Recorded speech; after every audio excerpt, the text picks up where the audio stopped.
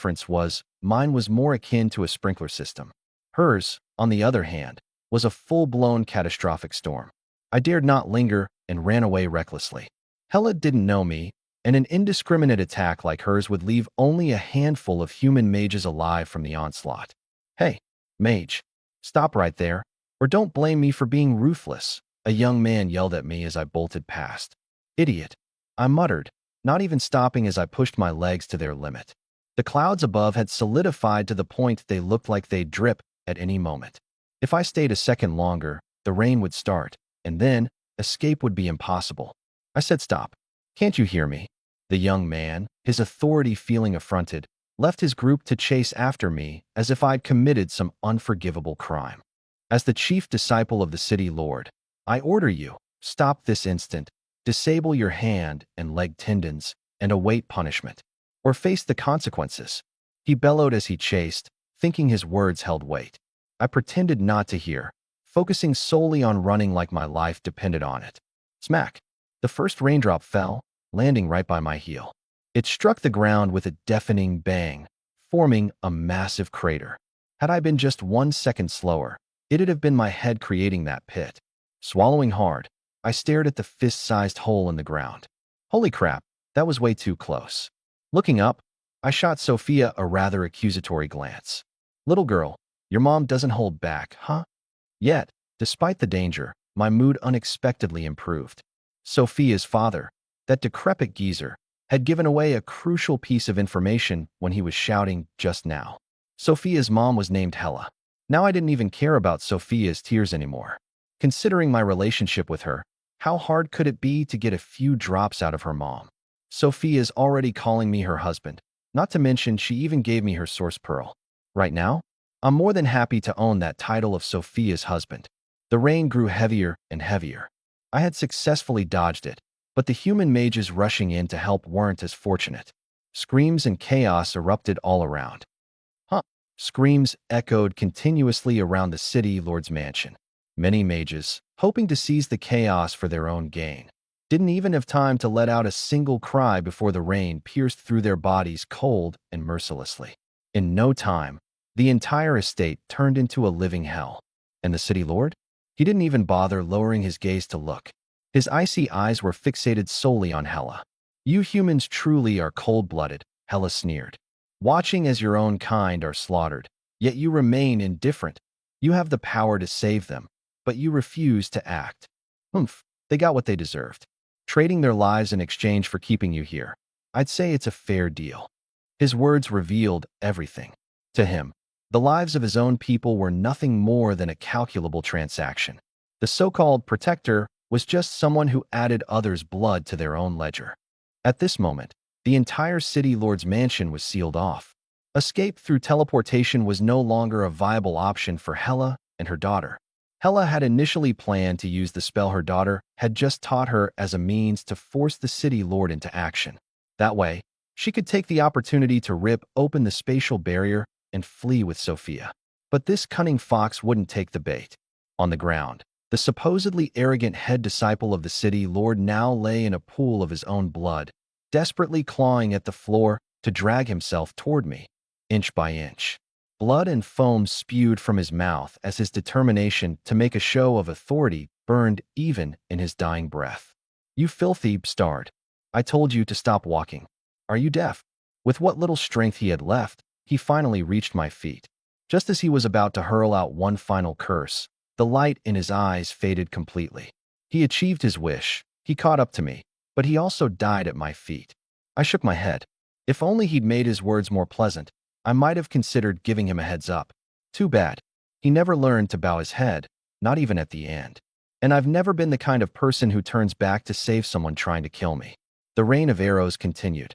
Within a radius of several kilometers, centered around the city lord's mansion, the area had already become a mountain of corpses and a sea of blood. The estate itself was riddled with holes, battered beyond recognition. Not even the servants, hiding indoors, were spared. The rain pierced straight through the roof, leaving their bodies full of holes like sieves. The wind stirred. That building was on the verge of collapse. I shuddered slightly. Compared to this move that my mother-in-law just unleashed, The arrow storm I'd once summoned looked like a child's play, dabbling in mud. Back then, even when going all out, it had taken everything I had to break through the armor of the twin bears. Yet judging by the power behind her attack, a single drop was enough to pierce straight through one of those creatures. Above the skies, the old city lord surveyed the devastation below with a subtle, baffled click of his tongue. Are you planning to drag this out with us? Hela shielded Sophia tightly behind her. She knew that if this dragged on any longer, neither she nor her daughter would make it out alive. But her old injuries had yet to heal, and her daughter was gravely wounded. There was no way they could break through the spatial defenses laid by the city lord in such a short amount of time. Sophia had risked her life to break the spatial seal in order to rescue her mother. She succeeded but was struck by the city lord's space distortion attack in return. With an entire realm's difference in power between them, that one strike left her critically injured. Thankfully, Hela had rushed out just in time, preparing to cast a teleportation spell to escape with her daughter. Too bad for them. This sly old fox had long anticipated Sophia's plan to come to her mother's aid.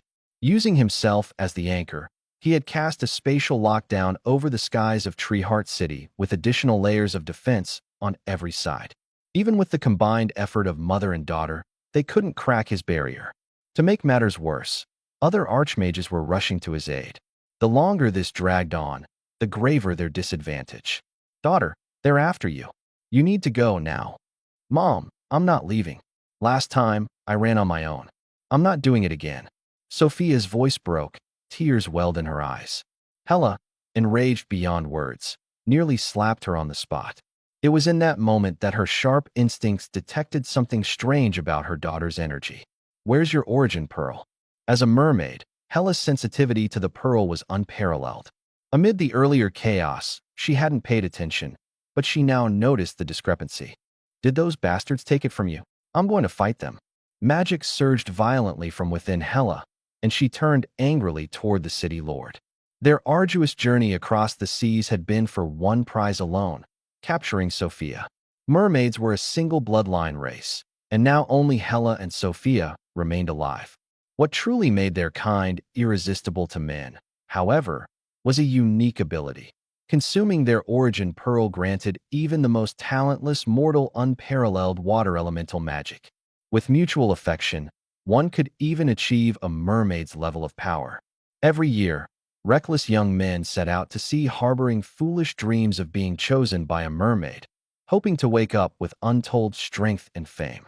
It was this power that had driven their enemies to capture Sophia. Her origin pearl was their ultimate prize. Mom, no, it wasn't them. There's someone else. And I gave it up willingly. Sophia's voice grew softer and softer, her cheeks turning crimson as the words left her. Where is he now? In a critical moment like this, he doesn't even show up to stand by your side? Men, they're all cowards. Charming at first, then heartless once they've used you. Hela's teeth clenched furiously. If she were to learn that the so-called scoundrel was right beneath their feet at this very moment, I doubt she'd hear me out. Chances are, I'd be smacked into oblivion on the spot. Mom, I trapped him in a crystal ball. I told him not to come. Sophia tugged at her mother's sleeve, her head down with an embarrassed pout. Hela felt the world spinning. Her precious, cherished daughter, tricked by some punk riding a ghost flame motorcycle. Gone, yet completely unaware. I'll settle accounts with you once you're out of here. At this point, there was no room for petty arguments. Boom. Thunder suddenly roared from the horizon. Hela's expression shifted. But to the old city lord, that sound was music to his ears. Haha, it's the thunder god of magic. He's here. Hela, stop your pointless resistance. I've never wanted your lives. I only want the origin pearl. The mother and daughter pair sneered simultaneously. Their ancestors had once believed the lies of humanity, only to end up skinned alive and mercilessly slaughtered. When it comes to interests, the human heart is the weakest against temptations. Run! Hela grabbed Sophia's arm and took to the skies, heading towards the city outskirts. Hela, don't bother struggling. You can't break through my barrier. There's no leaving Treeheart City. The old city lord spoke confidently, calm as ever. The mother and daughter paid no heed, focusing sharp bursts of magic in their palms. A translucent ice spike began rotating rapidly. Water magic crystallized into ice. Hela had learned this from her daughter. She had never dreamed water elements could be manipulated in this way, their destructive powers surging by 30% after transformation. Meanwhile, I crouched nervously behind a wall near the city lord's estate. My original plan was simple: find the right moment to grab Sophia and my not-so-favorite mother-in-law, then scram. But of course, I stumbled smack into all this. This damn city actually has spatial seals, I muttered, glaring at the seemingly empty sky above. How am I supposed to break out of this? Ah, such grand goals. Pity the bitter truth. I've barely been in this world a month. My water spells, all trial and error, cobbled together from fantasy books and TV shows in my past life. As for spatial magic, I know it exists, but cracking a seal with it? Yeah, not happening. Still, there was no time to keep slacking off now. That thunder magic god the city lord summoned was fast approaching. Worse still, the repetitive booming overhead meant reinforcements, plenty of them, weren't far behind. I dashed towards Sophia's direction, scanning the chaotic surroundings wildly, hoping for some miracle of an idea. 2-on-1, not great odds for Hela. Add to that her injuries. Without the tricks Sophia inspired her to try, Hela probably would have already been immobilized in that spatial trap by now. You sly old fox, I didn't expect you to pull this off under our noses. As the thunder god of magic arrived on the scene, his gaze instantly locked onto the swishing tails, jaw momentarily dropping in astonishment. The space magic god's face darkened visibly. The reward I promised you? I'll double it. That's my final offer. Refuse me, and I'll lift my barrier right now. No one will win anything.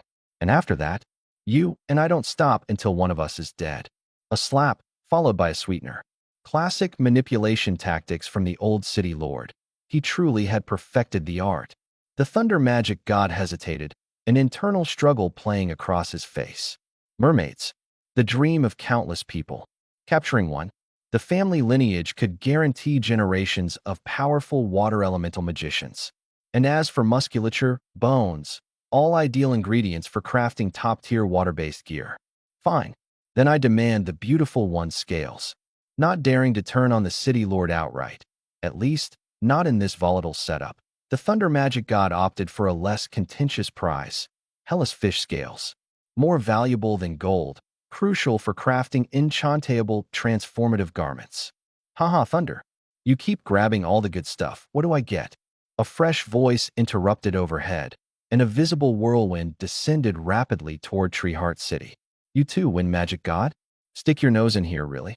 The thunder magic god shot back, dripping with hostility. Hey now, don't blame me. Same reason as you. Invitation.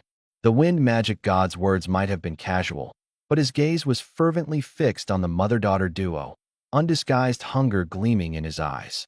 The space magic god's mounting frustration weighed heavier by the second, inviting these wolves into his home. How had he not foreseen this disaster? Still, there was no turning back. Sophia's unexpected arrival had entirely tipped his plans into chaos. But now, no way could he just stand idly by and let them steal his prize. Here's the deal. I'll take the young mermaid. The rest, I'll let you carve up between yourselves. The old city lord finally laid bare his bottom line. For centuries I've been stuck at the apex of magic god, unable to ascend further. My lifespan is running out. How could I resign myself to this fate? But with the origin pearl, I could dominate both space and water elemental mastery. Achieving divine ascension would be within reach. And then, no matter what these fools take today, I'll take it back 100-fold tomorrow. The thunder magic god met the wind magic god's eyes briefly, both nodding in unspoken agreement. All right, let's capture them first. Then we'll divvy things up afterward. A crackle of blue sparks. The thunder magic god struck first. A lightning bolt, thick as an arm, tore from the heavens, aiming squarely at the path ahead of the fleeing mother and daughter. But Hela didn't flinch. She ignored the chaos behind her, fixated instead on nearing the very edge of Treeheart City. The ice spike spinning in her hand was now a dark, deep blue, dragging faint shadows in its dizzying wake. Go! Before the wind magic god's razor-sharp wind blades could strike, Hela's deep blue ice spike sliced forward, faster than anyone anticipated, not toward the trio chasing them, but aimed directly at the air just beyond their path. Clink! It struck an invisible mirror-like surface, showering sparks on impact. The previously undisturbed air wavered, then fractured like broken glass, spreading spiderweb cracks outward. What? You've got to be kidding me. Shock etched across the faces of both the Old City Lord and the Thunder Magic God. The Old City Lord couldn't fathom it. His spatial seals were crafted with absolute precision over decades, seamlessly unbreakable. Ironically, the Thunder Magic God himself had suffered humiliating defeat under that very barrier before, yet now watched someone shatter it outright. Wind. The divine being might not have experienced the terror of the sealing barrier firsthand, but judging by the expressions of the two in front of him, he could guess its gravity. His heart sneered coldly. Looks like this reward won't be so easily earned. Before the thought faded, the wind blade in his palm shot directly toward the mother and daughter with lightning speed. Hela was fully preoccupied with suppressing the sealing barrier, leaving no room to deal with anything else. As the wind blade approached, Sophia, though gravely injured, had no choice but to brace herself and take the attack head-on. Ice shield, as her words echoed, a massive ice wall, several meters thick, erupted from the ground, standing firmly between them and the wind blade. Boom! Ice shards burst into the air, scattering like blossoms, creating a cloud of icy mist. It actually blocked it. As the mist dissipated, Sophia stood panting behind the ice wall. The wall was riddled with holes, but even the sharpest wind blades couldn't penetrate such thick ice. The wind god's signature ability was thwarted by a mere legendary mage. All of Treeheart City looked up at the fight in awe. The wind god, like the city lord, was a seasoned mage. How could such a formidable presence fail to overpower a young girl? Wind god, stop playing around. The Thunder Mage god, already unhappy about his interference, took the opportunity to mock him even harder. Humph! The wind god snorted coldly, but he didn't seem angered. All the while, the Old City Lord's gaze was fixed on him. As a fellow seasoned mage, he could tell the wind god hadn't held back in his last attack. It was the mermaid girl's extraordinary skill and power that made up for the gap in their level. However, the Old City Lord noticed something else peculiar. Since the wind god arrived, he had been subtly scanning the city, as if searching for something. Curious, the Old City Lord followed the wind god's gaze across the city, but found nothing out of place. After the initial strike, the wind god ceased his attacks and instead shot a defiant glance at the Thunder Mage god, a look that clearly said, "If you're so capable, why don't you try?" At that moment, Hela was entirely absorbed in controlling her ice spear. After several exchanges, the spear's spinning slowed and its size shrank. But at the same time, the space barrier in front of her was riddled with cracks, as if it would shatter completely at any second. Friends, don't let your pettiness lose you your reward. My sealing barrier is on its last legs. The Old City Lord couldn't help urging. The Wind God and Thunder Mage God had no choice but to focus, channeling their magic. Sophia felt bitter in her heart. Her mother was focused entirely on breaking the seal and couldn't afford to be distracted, leaving her to face two legendary mage gods alone. It was far too overwhelming for her. At that moment, I finally caught up to the mother-daughter duo, standing beneath a small building under Sophia's position. Watching the two mage gods about to bully Sophia with their superior power, I cursed their shamelessness under my breath and rushed forward to help. But just then, the wind god's eyes suddenly lit up with an unprecedented gleam. "Finally found you." I was still processing his words when my body tensed all over. A deathly chill loomed over me. My survival instincts kicked in, and I instinctively yelled, "Ice wall!" A deafening blast erupted above my head. Ice fragments rained down like hail, crashing hard against the ground. But that ice wall offered me no comfort. Instead, the air grew even heavier with the stench of death. Without thinking, I darted into the nearby building. Sure enough, in the very next moment, a colossal wind blade shattered the ice shield completely. The blade resembled a crescent moon falling from the heavens, embedding itself halfway into the ground while slicing the entire street into ruin. The wind god rained down attack after attack, his arms moving like twin hurricanes. Each strike conjured a wind blade the size of a wagon wheel, hurtling down with relentless speed. His ferocity now was an entirely different level compared to his earlier attack on Sophia. Anyone could see he had been holding back before. The entire city was in an uproar. No one had expected the wind god to completely unleash his madness, not against the mermaid mother and daughter, but against an ordinary-looking human mage. Even Sophia noticed something was amiss. At first, she breathed a sigh of relief upon realizing the wind god wasn't targeting her. But when she saw the figure being attacked, her face turned pale instantly. Brother Qinming? Why is he here? Her instinct was to rush down to me, but she suddenly halted in hesitation. If she left, what would happen to her mother?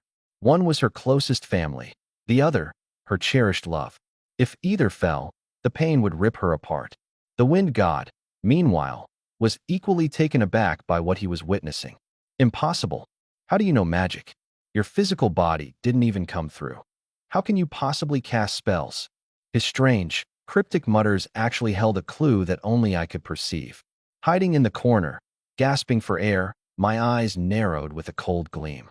Who is this guy? How does he know about my physical body not being here?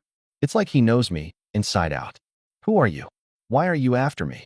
I shot back, even as I leapt into another room. Right on cue, another crescent wind blade tore through the wall, piercing the exact spot I had just vacated. He's clearly here to kill me. But why? Who is he? I could almost confirm that this person had something to do with Genesis. It was highly likely that, like me, he was a player sent here by Genesis for a mission. If that were true, who could he be? Since arriving in Genesis, I hadn't made any enemies. My social circle was small. The suspects in my mind boiled down to three groups. First, the alchemist who had provided Shun Yinyan's poison and cuckolded me. But he wouldn't be able to come here. Second, the team whose red-eyed rabbit boss I had snatched before. But they never saw my face. After that I was extra cautious, couldn't risk being followed. If the first two possibilities were out, then there was only one left. Could it be her family? Or maybe that ex-fiancé from the Qin family? I've read enough novels to know this isn't far-fetched. As long as I survive this ordeal, the next step is the classic underdog comeback, face-slapping revenge on my way to the top. But little did I know, there was a fourth possibility, a god of chaos. An existence so far beyond me that just a flick of its finger could crush me completely. If it weren't for the intervention of the dormant deity in the trial grounds, the grass on my grave would already be meters tall. Right now, the god of wind was still attacking relentlessly, turning the little building I was hiding in into Swiss cheese. In his mind, however, doubt was swirling like a storm. What's going on? How does he know magic? And it's not low level, either. Didn't that esteemed one say he was just an ordinary mortal? Could the intel have been wrong? Still, defying that person's orders was not an option, especially with their promise. As long as he kills this human mage, they would help him break through as a god of magic, stepping into the divine realm he's dreamed of his whole life. Otherwise, would he risk his life for the measly rewards offered by that petty space archmage? Fat chance. The god of wind used his mental force to communicate with the mirror-like artifact hanging around his neck. The surface of the mirror lit up quickly, revealing the image of a man clad entirely in a dark robe. Master, may I confirm, is this truly the target? He doesn't fully match the criteria you mentioned. The wind god transmitted his message carefully. The strength of the higher existence he was speaking to far surpassed anything he could comprehend, leaving him no room for disobedience. Doesn't match? In what way? Time in that world has already been accelerated. His soul is the only thing that could have crossed over. What could he possibly do? The chilling response was accompanied by a slight scoff. Just then, outside the trembling building, the wind god voiced a sneering epiphany. So that's it, the essence pearl of the mermaids. My heart skipped a beat. This archmage had figured it all out. My source of power, Sophia's secret, even what the old city lord had been scheming for all this time. Let's see how long you can hide. The wind blades came down in torrents. Thwack, thwack, thwack. Like a relentless automatic gun, the attacks pounded against the small building I was sheltering in. The walls shook, white dust and debris falling from the ceiling like rain, as the entire structure groaned under the strain. In the distance, tears welled up in Sophia's eyes. She tried several times to bolt toward the chaos, only to have Hela yank her back. That guy is the man you're so wrapped up about, Hela demanded, casually summoning icicles to disrupt the spatial barriers around them while keeping an eye on the battlefield. Yeah, his name's Chun Ming, Sophia murmured, her fists clenched tightly. With each wind blade the god hurled, her eyelashes quivered, as if the blows were falling not on the building, but on her heart. He's not much to look at, Hela said indifferently. But at least he's got guts. Breaking my crystal to save you means he's not entirely useless. Meanwhile, I was plastered flat against a wall, miserable and overwhelmed. The ground felt like it was shifting beneath me. If this kept up, I wouldn't need to worry about getting sliced by wind blades. The collapsing building alone could bury me alive. I was just a magic archmage. How was I supposed to survive going toe-to-toe with a seasoned legendary magic god? Sophia might have barely managed to deflect one wind blade at full power, but I wouldn't last 3 seconds in her place. I let out a long sigh. This is a no-win scenario. Is this it for me? Then it struck me. Wasn't the option to respawn a given at the start of this dungeon? The fleeting comfort of that thought vanished as a chill shot down my spine. If respawning were possible, why was the wind god so hell-bent on ensuring I didn't make it out alive? Everything felt off.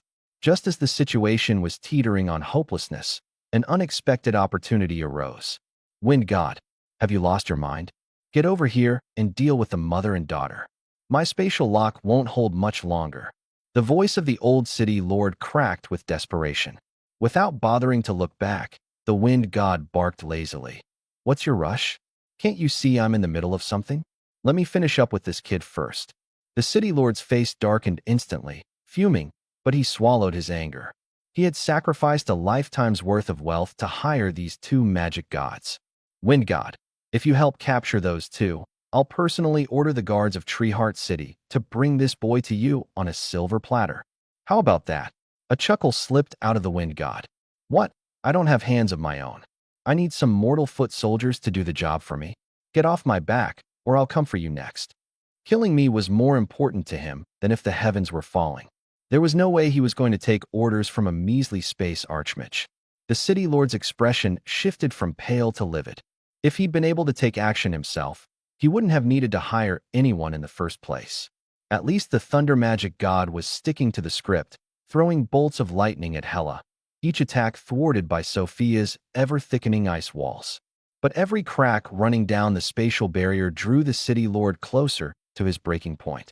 Finally, his frustration boiled over. Wind god, are you looking to make an enemy out of all Treeheart City? The way he shifted from I to Treeheart City revealed just how desperate he had become. The stakes had escalated from personal vengeance to an all-out conflict between 2 forces. What's that supposed to mean? The wind god sneered. You think I don't know the little girl's essence pearl is gone? Why are you keeping the barrier up, then? The city lord froze, his spatial lock trembling. What did you just say? Don't believe me? Haven't you noticed? The magic that kid inside is using is identical to that mother and daughter duo. The origin pearl, it's long been in his possession. A mouthful of blood erupted as the old city lord staggered back. In an instant, he seemed to age 20 years. His hair turned ghostly white, and deep wrinkles carved themselves into his once dignified face. Impossible, no. How could this happen? His voice trembled as he shakily pulled out a compass, his weathered fingers gripping it tightly as he stared at the spinning needle in desperation. He willed it to point at Sophia, but the needle spun and spun, endlessly, never settling. The purpose of this compass was singular, to locate the origin pearl of the merfolk. An endlessly spinning needle could only mean one thing. There was no longer a complete origin pearl in this world. Why, no. To anyone else, it would just be the loss of a mystical item. But to the old city lord, whose remaining lifespan hung by a thread, it was a death sentence. Die? I want all of you to die, he screeched like a man possessed. He had lost all reason. Spatial collapse. The sky above Treeheart City shattered like a fragile mirror struck by a hammer. Crash. Centered on the wind god, the collapsing space devoured half the sky above the city. You've lost your damn mind. Why are you attacking me? The wind god roared, caught entirely off guard. The old madman wasn't attacking himself, nor the merfolk, but him. Space magic was silent and swift. The wind god barely managed to encase his legs in wind elements and narrowly avoided what would have been a fatal strike. The thunder god wasn't as fortunate. A massive black void of space engulfed him in the blink of an eye. He attempted to escape through lightning speed, but it was too late. A thunderous explosion crackled as a lightning ball tore through the sky. Moments later, a battered figure landed on the ground, wreathed in blood, the thunder god, gravely injured. Cough, cough. Blood dripped from the corner of his lips. I seized the moment while the sky darkened to dart into another building, using its shadows as cover. There was no time to pause. I was running like a madman, heading straight for the outskirts of the city. The old city lord's fury turned inward, locking onto the wind god. They fought fiercely, yet the wind god kept evading without ever retaliating, not out of mercy, but because, in his eyes, I was the priority. To kill me meant achieving godhood. The crazed old city lord was the perfect testament to how rare this opportunity was. Chen Ming, brother. Sophia's tearful voice rang out, and before I knew it, she had reached my side in just 2 breaths. Tears welled up in her eyes when she saw the dried blood on my temple. Stop wasting time. Hella's sharp voice barked. Is now really the time to get all lovey-dovey? Sophia grabbed my hand, ready to dart toward the spatial portal ahead. But that very scene, the two of us fleeing together, caught the eyes of both the wind god and the old city lord. Stop! Don't you dare leave. The wind god's panic was palpable. He knew the key task item was with Hella. If I managed to escape, I might leave this world entirely. His dream of reaching godhood would vanish with me. Meanwhile, the old city lord's cloudy eyes grew darker. Those wrinkles lining his face deepened, and his body, already frail, seemed to decay further in real time. In less than a minute, he aged decades. What appeared to be a man in his 60s now looked to be a man teetering on 90. You think you can leave? He raised his staff shakily, his voice slow but seething with fury. Spatial lock. The once clear skies dimmed abruptly, though no dark clouds formed. It felt as if an unseen shade was covering the heavens. Hella's face twisted in alarm. Her voice broke in a desperate cry. Move. Go now. Her shimmering scales shifted colors, from a deep blue to a blazing red, as her magic burst forth, spiraling out of her. Abyssal Dominion. A sphere of deep ocean blue magic expanded outward, radiating from her like a balloon inflating too fast to contain. Sophia shoved me ahead. She was planning to take the brunt of the magic herself again. Sophia, I said, reaching out to pull her into an embrace. We go together, or we stay together. You're not carrying this on your own. The brief, warm moment shattered as Hella's domain collided with the spatial lock. 2 titanic forces of magic grappled above the city, tearing reality apart. We were so close to stepping into the blue, protective barrier. But the wind god was lying in wait. Hurricane Rend. He struck at the precise moment. A spiraling cyclone exploded into existence, violently severing the space between us and Hella's protective magic. Sophia's reflexes saved us. She yanked me back before the storm could rip us apart. But just as quickly, the last chance at escape fizzled out. Hella's panic was written across her face. Her red-scaled aura burned brighter, channeling even more magic as she doubled down against the spatial lock. But the wind god wasn't letting up. His staff carved through the air, feeding enormous torrents of magic into the cyclone. What had started as a small spire now churned into a column of wind so gargantuan it blotted out the sky. Our path forward was ruined. All the frustration, the anger surged within me. I had been playing defense for far too long. Hell with this. If I'm dead anyway, I'm taking someone with me. You think I don't have a spine? Fine, let me show you. I spat. I conjured an icy, glowing longsword in one hand and a frost-blue dagger in the other. As pure magic coursed through my veins, I began inscribing runes along the blade's edge. No tools, no proper smelting station, just my sheer understanding of forging and my expertise in weapon inscriptions. Something unique to me, something this world had never seen before. Boom. Thunder rumbled across the horizon as the runes embedded themselves into the sword. The universe seemed to rebel against the monstrosity I was creating. But this time the runes didn't fight me. Instead, they sprang to life with smooth, flowing precision, as if they themselves wanted to be carved. 2 breaths later, the final stroke was complete. The frost-blue longsword exploded in brilliance, radiating an intimidating violet light. I turned to Sophia with a fierce look, ready to make my final stand. eyes narrowed. I let out a sharp cry. Lend me your magic now. She didn't understand what I was planning, but she didn't hesitate. Without reservation, she channeled all her magic into me. If I die today, at least I'm taking you two bastards with me. Take this, Ice Storm. With Sophia's magic supporting me, it was as if I carried a spring of magic on my back. As my own reserves drained dry, her magic surged in, replenishing me. This cycle repeated 6 times. This spell, it devoured 6 times my normal magic reserves. Even Sophia, a legendary mage herself, was nearly drained and left with just enough to keep us airborne. I raised my violet, frost-forged longsword and pointed it directly at the old city lord and the wind god. Rumbling echoed above, thunder cracked violently. Black clouds churned out of nowhere, rolling across the sky. A forbidden spell, uttered the thunder god mage, lingering at the edge of the battlefield. He stared at the swirling clouds overhead, his pupils twitching as he leapt back in panic. Madness. Absolute insanity. A bunch of lunatics. Even for him, it was the first time witnessing a forbidden spell. Across the heart of the Tree City, anyone who could still move scrambled desperately to flee. How does he know a forbidden spell? How is that even possible? The wind god growled, his face contorting as he gazed at the blackened sky. The old city lord's hand on his staff trembled uncontrollably. Forbidden spell? This kid actually knows a water element forbidden spell? How can that be? In the magical realm, forbidden spells were unprecedentedly rare, taboo knowledge that only a select few archmages had mastered.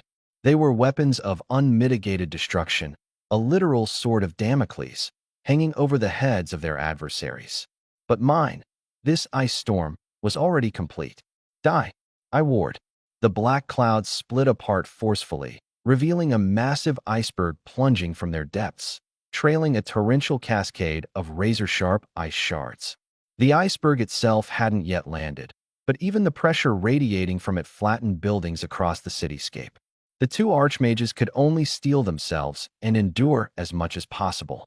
Escape was on their minds, but how could they abandon their pursuit with divinity within reach? As for the old city lord, he was already dying. If he didn't die in this battle, he wouldn't last another 3 days. So why not drag someone else down with him? The wind god, seeing the crushing iceberg descending closer, was at his limit. He was just about to disengage and flee when a moment of weakness struck both Sophia and me. Our forms flickered, nearly succumbing to the wear. Giving up already? The wind god's face lit up with premature victory, relief washing over him. Our faces were ghastly pale, like husks on the verge of collapse. I knew it. A mage and a legendary, one at that. Teaming up and thinking they could cast a forbidden spell? Impossible. Hela interrupted him by charging forward, her movements unrelenting, her body braving the frozen space in defiance.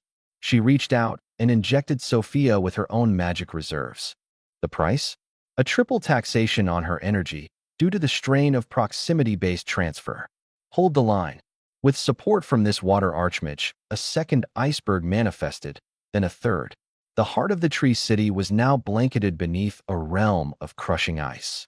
You two old fools had your fun earlier, didn't you? Now it's your turn to feel what it's like on the receiving end. I barked. Gripping my icy sword with both hands, I drove it into the ground with savage force. Boom, boom.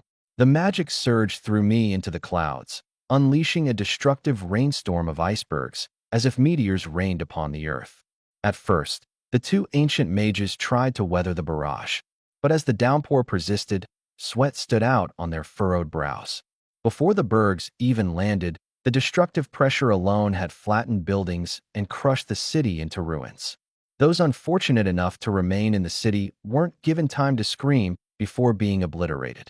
Yet, the truly deadly aspect wasn't simply the falling icebergs but the smaller, unassuming ice shards accompanying them. Upon impact, they splintered outward. Anything they touched froze solid instantly, becoming deathly ice sculptures. This spell wasn't just an amplification of raw power. It was an evolution inspired by the meteor shower spell. Back when I'd spammed attack spells during my grind, reciting incantations meant little more than a mechanical gesture. Just a flick of the wrist and poof. No understanding.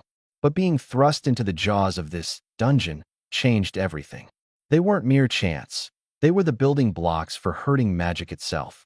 One realization bloomed into another, like branches from the same tree. And here it was. The meteor shower reimagined in the horrifying form of water-based destruction, snow, sleet, and the frozen apocalypse. Not to forget the weapon in my hand. The violet sword was no ordinary conjuration made of ice. Runes engraved upon its surface weaved in elemental harmony. Its structure was unified, unbreakable, and far beyond mundane steel. The iceberg shattered indiscriminately, falling heavier and faster. The wind god and the old city lord were gone. No trace left amidst the ruin. The wind god tried to tough it out for a brief moment before panicking. He turned tail to fly, only to be yanked back by the old city lord's desperate spatial tether, a cage meant to trap them both. "Nobody leaves today," screamed the old city lord, his teeth gnashing. Being held immobile, the wind god spat blood between cursing insults. "Damn you, you decrepit fool. You want death. Don't drag me down with you." Their muffled roars and chaotic clash echoed faintly beneath us as I exchanged glances with Hela and Sophia. We shared a quiet certainty. We were spent, down to the marrow exhausted. The forbidden spell, its power was undeniable, but the toll it took was equally monstrous. Even Hela, a legendary water mage, was wrung dry within moments. Few precious breaths and her magic reserves were annihilated. Had those two old dogs lasted another second longer, the outcome would have been profoundly different. We would have lost. "Let's go." Hela grabbed both Sophia and me urgently and sped toward the portal. If we reached that portal, if we got out of this place, we'd survive. Staring at the spatial gateway, something gnawed at me, a whisper teetering on the edge of recollection. Something critical. What was I forgetting? "Chen Ming, hurry." Sophia's warm hand slipped into mine. Her voice cut through my haze. The hesitation dispersed. "All right, if I can't remember, then I won't bother trying." Just as we stepped into the corridor, a furious roar erupted above us. "I told you, no one leaves today." Before the words even finished, a massive spatial vortex tore open in an instant. The people, the corridor, everything was sucked inside. That old bastard of a lord had gone all in. He was hell-bent on taking someone down with him. "You decrepit fool, it's do or die now." Hela flung her staff with full force. The staff expanded wildly in midair, forcing the space around it to hold and stabilizing the teleportation corridor. "Go. Now." She shoved Sophia and me toward the entrance. I knew this wasn't the time to hesitate or overthink. Grabbing Sophia's hand, I took a firm step into the corridor. "Mom, hurry. Come on." The moment someone enters, the portal starts to collapse. Miss this moment, and you'd be trapped here forever. Seeing her daughter safely step into the passageway, Hela let out a small sigh of relief. With a sharp pull of her bow, volleys of arrows rained from the sky, centered on the two old enemies. Only after unleashing her attack did she finally turn and step into the portal. The last burst of magic drained every ounce of energy she had left. As she entered, she motioned her hand, recalling the now shrunken staff back into her grip just before the entrance narrowed to a faint pinhole and began to vanish altogether. The three of us thought we had made it out, finally free. But the feuding pair of old enemies struck simultaneously, targeting the corridor. "Watch out, Mom." "Sophia." Boom. A deep green arrow shot through the air. Hela blocked it head-on with her staff. The terrifying impact of magical power clashing caused the corridor itself to shake violently. Crack. The staff snapped into two pieces. That was the legendary Helaral staff. Her face turned ghostly pale, and she spat out a mouthful of blood. But it wasn't over yet. The real killing blow came next. A massive silver spear of light, fast as lightning. Though the portal was nearly gone, the spear pierced through space itself and charged straight in. Boom. The explosion sent massive sections of the teleport space crumbling in on itself. "Mom." "Brother Chun." "Sophia." The violent spatial turbulence tossed us around like rags in a storm. With Sophia's and my levels, getting caught in it would mean certain death, shredded to pieces by the raging currents. "Brother Chun, hold on to me." Just as I was about to be sucked away, Sophia gritted her teeth, clinging to me with all her strength. But at this rate, she was only dragging herself down with me. No matter how hard she tried to hold on, It was only a matter of time. Hella saw everything. She finally realized why that decrepit old man had waited so long to strike. This was his plan all along. That silver spear wasn't meant to kill. It was meant to shatter the corridor and hurl us all into the chaotic spatial void. Two birds with one stone. He could eliminate us while shattering Wind God's ambitions. Hela watched as her daughter's delicate hand was torn and bloodied by the currents, but still refused to let go. She knew the old bastard's scheme had succeeded. And I? From the very first moment of the collapse, I had already been swallowed into the void. My entire body was battered and bruised, but fortunately, none of the injuries were fatal, mere flesh wounds. I was on the verge of giving up, about to tell Sophia to let go, when suddenly a thunderous voice exploded in my mind. Boy, if you dare to fail my daughter, I'll haunt you even if I become a ghost. The moment the words finished, an immense force yanked me back into the corridor. The shattered space was now wrapped in a faint blue barrier, the furious chaos of the void unable to touch it. What's going on? Before I could come to my senses, I felt Sophia trembling violently in my arms. What's wrong? Are you hurt anywhere? I stared at her, anxious, but tears streamed down from her eyes like broken pearls, her soft voice repeating over and over, Mom, please, Mom, don't. That's when I noticed it. Hela's body was fading, little by little. My heart sank inexplicably. Don't cry, silly girl.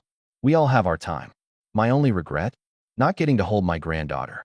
Hela looked fondly at her daughter, her eyes filled with reluctant love. Then she turned her gaze to me. Boy, I don't know what trick you used to deceive my daughter, but I was this close to killing you myself. Based on your earlier actions, I'll let you live. She paused, pulling out a pitch-black pearl from her pocket. Eat it. I didn't hesitate. I grabbed it and swallowed it whole. Sophia was shocked at first, but as soon as she saw the pearl, her pale face flushed red. Not even a single question? What if there's something wrong with it? Hela seemed genuinely surprised. If you wanted me dead, you wouldn't need to go through so much trouble. A flick of your hand would do the trick. I replied without hesitation. She nodded. That was a pearl of devotion. A mermaid can only create one in her lifetime. The one who swallows it. We, the mermaid who formed it, can always sense their true feelings and locate them no matter where they are. The pearl you just consumed, it's one Sophia crafted herself. If you ever betray her, even if you hide at the ends of the earth, she'll find you and rip you apart. I lowered my gaze to Sophia, still trembling in my arms. A hint of guilt flashed through my heart. Little girl, I never wanted to hurt you. But I am human, and you are part of this world. Once the mission is complete and I obtain your mother's tear, I have to leave. Forget about me. The moment I swallowed the pearl of true love, every thought in my mind would flow clearly into hers. Not a single word left unspoken. That sentence echoed vividly in Sophia's mind. She heard it. Every single word. Sophia didn't dare meet my eyes. She acted unfazed, but the tears wouldn't stop no matter how hard she tried. From the very first moment she saw me, she knew I had someone else in my heart. She knew I didn't love her, but she still fell for me, hopelessly and helplessly. Seeing me strive to become a mage, constantly bullied and humiliated, that pain cut her deeper than death. When it came time to extract the core pearl, she didn't hesitate for even a heartbeat. Not even as her power plummeted or as the excruciating pain spread through her body like her very bones were being shattered. She didn't care. She was happy, just to help me. She once scoffed at the idea of love at first sight, calling it juvenile nonsense. But that day, on the beach, when she watched me lift the sealed object and smash it with everything I had, from that moment on, she believed. Hela, however, did not know the depths of her daughter's suffering. She assumed Sophia's tears flowed for her own impending demise. If Hela had known the truth, she would probably have struck me down without hesitation. Daughter, the rest of the journey is for you to walk on your own now. Take care of yourself, my child. Hela's body grew fainter and fainter, melting into the surroundings until she was almost completely gone. I stared at her face, refusing to blink, determined to catch even a single tear the moment it fell. This was my task. I couldn't fail. No, Mother, don't leave me. Please, I don't want you to go. Sophia cried out, throwing herself toward the transparent figure of her mother, her heart breaking apart. Hela had sacrificed herself for us. burning her very essence, using the last of her power to shield us from the spatial storm and safely transport us out. This was the final act a mother could do to protect her daughter. "Oh, my silly girl, why are you crying? Seeing you safe and sound is all I could ever want," Hella said, her voice warm and loving, a mother's gentle smile etched on her face.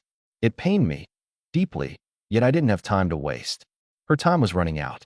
I opened my mouth several times to speak, but the words got caught in my throat. Is it too heartless of me to ask her for something at a time like this? My mind was a war of conflicting voices, and, as always, every single thought was delivered directly into Sophia's mind. "Mother," Sophia paused, as if she wanted to help me. But before she could speak, Hella stepped closer, taking her hand in hers. "Daughter, how fleeting time is. It seems we've come to the inevitable goodbye far too soon." It was only then I realized the silver passage around us had melted away. We stood now on a beach, with endless blue waves crashing under a vast sky. The roaring of the sea sounded almost like eternal, sorrowful farewells, a tribute, perhaps, to Hella's fading presence. "Mother, no, please no," Sophia screamed, breaking free from my arms and rushing toward her mother. But life is as fleeting as sand slipping through one's fingers. The tighter you try to hold it, the faster it escapes. She collided with nothingness. Hella's fading form shimmered silver as Sophia fell to her knees on the sand. "Don't, please no, don't leave me, mother." I watched as Hella's body shattered like a fragile mirror, breaking into 1,000 tiny fragments, scattering into the air and vanishing. Sophia tried desperately to hold her back, but it was as though Hella now existed on another plane, unreachable, untouchable. Her figure melted away like snow under a blazing sun, until only the faintest trace of her remained. Finally, as the last wisp of her figure faded, a pale blue light began to glow where she had stood. Floating there in the air was a gem, no bigger than an egg and deep ocean blue, its surface etched with strange, ethereal patterns. It was shaped like a teardrop. As the blue light flickered, the sea itself mourned. Sharp, ear-piercing cries filled the air, the calls of countless dolphins. Sharks, whales, and other marine creatures surfaced, one by one, each saying farewell in their own way to this spirit of the sea. The gem, a crystalline blue tear, seemed to move of its own will, drifting toward me. My hand, almost instinctively, reached out to catch it. The moment I touched it, a notification sounded in my mind. "Mission item acquired, Mermaid's Tear." I stood there frozen, my heart heavy with unease. It felt wrong. This wasn't just any tear. I'd watched it being born, and as I cradled it in my hand, I understood something deeply unsettling. This wasn't a tear at all, it was her heart. The so-called Mermaid's Tear was, in truth, the very essence of Hella's being. Her heart. And I was going to use it, not to honor her sacrifice, but to cure Tina's blindness. At this moment, the debt I owed to Sophia and her mother had grown immeasurable. Tina, I suddenly remembered. Tina's still in Arbor Heart City. I had left her behind in the hotel. A blind girl, helpless on her own, abandoned in a city that had just suffered a full-scale assault. The hotel might not even still be standing. If something happened to her, I wouldn't just owe Arthur an explanation. This would haunt me for the rest of my life. Panic seized me. Without another thought, I stood and prepared to leave. But Sophia grabbed my arm, holding on to me with everything she had. "Husband, please don't go. I've already lost my mother. I can't lose you too. I beg you. Please." Her tear-filled gaze pierced my heart, her hands clinging so tightly, as if letting go meant losing me forever. I hesitated. Something inside twisted painfully, tearing me apart. "All right," I whispered softly. "I won't leave." I pulled her into my arms, holding her tight. As for Hella's heart, no one mentioned it again. This beach, as it turned out, wasn't far from Sophia's home. Perhaps Hella had chosen this as our destination from the very beginning. Her mood had been fragile, so for the next few days, I refrained from mentioning Treeheart City at all. Still, inside, I was more anxious than anyone. That day, as usual, I caught a few fish and planned to make her some fish soup. After days and nights of trying to comfort her, she was finally showing signs of improvement. As I placed the bowl of soup on the table, she stared at it absent-mindedly. "Don't zone out. Eat while it's hot." I lightly tapped her on the head. She suddenly looked up at me and asked a seemingly random question. Husband, will you ever forget me? I smiled indulgently at her. Silly girl, what kind of question is that? You're my wife. How could I forget you? But she responded softly. Go and find Tina. Her words caught me off guard. The past few days, you've taken such good care of me, and I'm much better now. She paused, her expression unwavering. Tina is your sister. If anything were to happen to her, I wouldn't be able to forgive myself either. Go find her. Hearing this made my impatient heart suddenly hesitate. I knew the truth. Once I returned to Treeheart City, I might never come back here again. Silly girl, if I go, you. I wanted to tell her the reality of the situation, to try and let her know she shouldn't wait for me. But before I could finish my sentence, a delicate fragrance reached me, and suddenly, everything went dark. She kissed me. I licked my lips, savoring the remaining warmth of the kiss. Yet no matter how much I tried to cherish it, there was a trace of bitterness in it that lingered. You should go. Don't worry about coming back. I'll come and find you instead. She said this while facing away from me. What I couldn't see was that her tears were streaming down her face. Silly husband, did you forget the power of the true love jewel? I know everything that's in your heart. I don't really understand these words you keep saying like mission or why you have to leave. But no matter how far, no matter how hard, I will find you. So, I'll be going then. As I stared at her trembling back, I clenched my teeth and turned away. At the door, I hesitated again. This sword, it's been tempered with special markings, immune to rust and decay. I'll leave it with you, as a keepsake.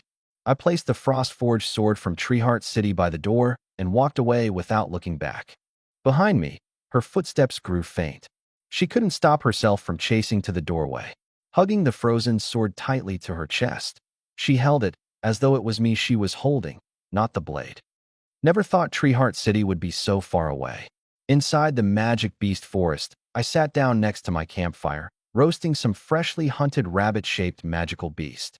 The meat was tender, juicy, and with just a sprinkle of salt, it tasted as exquisite as a meal prepared by a five-star chef. It had been 2 days since I left Sophia's home. Even traveling non-stop, the city was still nowhere in sight. Tina had already been waiting alone at the inn for a full 10 days now. The room bill must have expired 2 days ago. I couldn't imagine how she was surviving. I could only hope she was okay. After hastily filling my stomach, I immediately got back on the road. The sooner I arrived, the less time she'd have to endure this. But I underestimated the distance and overestimated my stamina. Day and night on the move, it wasn't until the 3rd day that Treeheart City finally appeared on the horizon. What I saw crushed me. The city I remembered, once a grand and resplendent haven, was now reduced to utter ruin. Broken walls and desolation stretched as far as the eye could see. The city had been nearly leveled to the ground. My heart sank, and without delay, I headed straight for the inn. When I reached its location only to find a pile of debris, my palms started sweating from the panic. She'll be fine. That little girl's tough. She has to be okay. I mumbled reassurances to myself as I forced my trembling legs to move forward. Fear, regret, guilt, and confusion all churned within me. If Tina was gone, it would mean my mission had failed completely. Whether I'd survive, whether I could ever return, none of it was certain anymore. Straightening myself, I began combing through the vicinity of the inn's wreckage, circling it multiple times. I saw several figures moving amidst the destruction, former city guards and local villagers. Yet their faces were pale, and their eyes hollow, moving like soulless husks shambling aimlessly. I stopped a nearby guard and was about to speak when he stared blankly back at me, muttering on repeat, "Dead, dead. Everyone's dead." Letting him go, I questioned a few of the villagers, yet all answers were equally hopeless. Desperate, I resorted to scouring the debris myself. Luck was on my side. After shifting just 2 slabs of rubble, I uncovered a young woman wearing the inn's uniform. "Where's everyone else from the inn?" I asked her immediately, desperation tinging my voice. She collapsed to the ground, sobbing uncontrollably. "Dead, they're all dead. Anyone who survived ran away." She cried loudly, despair etched into every word she said. The forbidden curse, it was horrifying. Against something like that, we were powerless. An icy mountain crushed the inn in mere seconds. So many barely escaped and thought they'd survived, but that was only the beginning of the nightmare. She shivered as she spoke. Those ice spikes, they came raining down. Hiding indoors didn't make a difference. So many were pierced through, even through walls. The next moment, frozen solid into statues. Her voice trembled even more. That person was a monster, a devil without mercy. Demon. My face froze. It finally hit me. Everything that happened in Treeheart City was all because of me. And from what she said, there was a good chance Tina had died in that forbidden spell too. In that instant, a deep loathing for magic consumed me. I stared down at my trembling hands, as if they were drenched in blood. Over and over, I repeated to myself, this is a world I have to see through to the end. I have no choice. When the forbidden spell finally dissipated, I thought it was over. Who'd have thought? Something clawed out from the earth, a wind god. He went mad, killing everyone in sight, not caring if they were civilians. So many of my sisters, they were sliced clean in half by his wind blades. Her sobbing tore through me, fists clenched tightly in fear. Guilt kept me from interrupting her. I only spoke once she finished, her voice hoarse from crying. The blind girl staying in your hotel, do you know where she is now? She looked at me blankly and shook her head. I don't. She's dead. They're all dead. I knew I could press no further, so I stood up to leave. But as I turned, a faint ripple came from the ground below. I couldn't explain why, but there was a strange familiarity to it. Confusion tugged at me. Where did this ripple come from? Why now? Tina was an ordinary person. She shouldn't cause any magical disturbances, which meant whoever, or whatever, was below wasn't my little sister. I almost walked away. Finding Tina was the priority. Yet, the image of that crystal ball back in the hotel, the one I had shattered, flashed through my mind. At that time, it felt just like this, didn't it? The words escaped before I realized it. Even I was stunned. Could it be? Was Tina a mage too? Whether or not it was her down there, I had to dig. Calling forth my magic, I formed an ice pick in my palm. Small rubble turned to powder with a wave of my hand. Larger stones, I pried apart with the pick. No way could I risk smashing through with ice magic. I couldn't take a chance on hurting my sister. After 30 grueling minutes, a 5-meter deep pit lay before me. The ripple grew stronger and stronger. Please, God, don't let anything happen to her, I muttered under my breath. Finally, I uncovered a stone slab. A faint cough came from underneath. Cough, cough. My chest swelled with relief. Tina, is that you? It's me, your brother. I've come to save you. I worked even faster, tearing through the rock. Yes, it's me. Her voice was quiet and cold, but in my joy at finding her alive, I didn't notice that chill in her tone. After being buried for so long, weakness felt only natural. When I removed the final slab, I saw her. I leapt down immediately. Tina, it's me. Are you okay? From my bag, I pulled out the water I'd prepared earlier. She didn't speak. She just gripped my hand tightly, as though terrified I would vanish again. I had no idea that in her mind, another voice echoed softly. Now he comes? He didn't want to save you. If it weren't for his mission, he would have abandoned you ages ago. That's not true. My brother wouldn't. He's not your real brother. His name is Chun Ming, not Arthur. It was him, this man, that killed your brother. No, it's not like that. Watching her trembling hands, I pulled her into a tight embrace. Don't be scared. I'm here now. I promised you. I'd never abandon you. And I'll keep that promise. I gently patted her back. Why? Why did it take you so long to come? Her voice was cold, like ice. So different from the warmth she'd shown moments ago. I hesitated. Words failed me. What could I say? That I was busy spending time with your sister-in-law? But leaving a little girl alone for this long. I had to give her some kind of explanation. I went to get the tear of a mermaid to heal your eyes. That's why I was delayed. I thought she'd be touched. Instead, her reply left me at a loss. Oh, you couldn't wait to finish your mission, could you? Even now, the first thing on your mind is your task. Her words were practically an accusation. She'd already figured it out. She knew I wasn't Arthur. And honestly, that made sense. Brother and sister, bound together for so many years, would have built an unspoken connection. How could I, a stranger in her brother's body, possibly measure up? When did you realize? I asked, resigned. After all, I was just a passing visitor in this world. The moment you made fish soup for me. So early. Then, how did you know I came with a mission? Does that surprise you? My brother told me everything right after he made a deal with the man in the black robes. I even saw that man in my dreams. Her words hit a nerve. A man in black robes? Who's that? You haven't met him? He didn't give you this mission? Now it was Tina's turn to look surprised. Her eyes burned with suspicion. Could it be that this black-robed man and I were enemies? I fell deep into thought. This mysterious figure, ever since I entered this world, I had the nagging sense someone was targeting me. And after facing the wind god, that feeling only grew stronger. Crystal clear, I originally thought he was here for the same mission as me. But now it seems unlikely. When I accepted the task, there weren't any mysterious figures in black robes. Could the one who's been trying to kill me all along be this black-robed guy? Everything points to him, but I don't even know who he is. Why is he targeting me? I can't figure it out, so I decided to stop trying. I pulled out the Tear of Hela. This thing, how am I supposed to use it? Staring at the shimmering mermaid's tear in my palm, I was stumped. This damned quest had zero clues, only trial and error. Just as I was racking my brain, Tina's hand brushed against it by chance. In the next instant, the tear burst with an incredible, luminous blue light.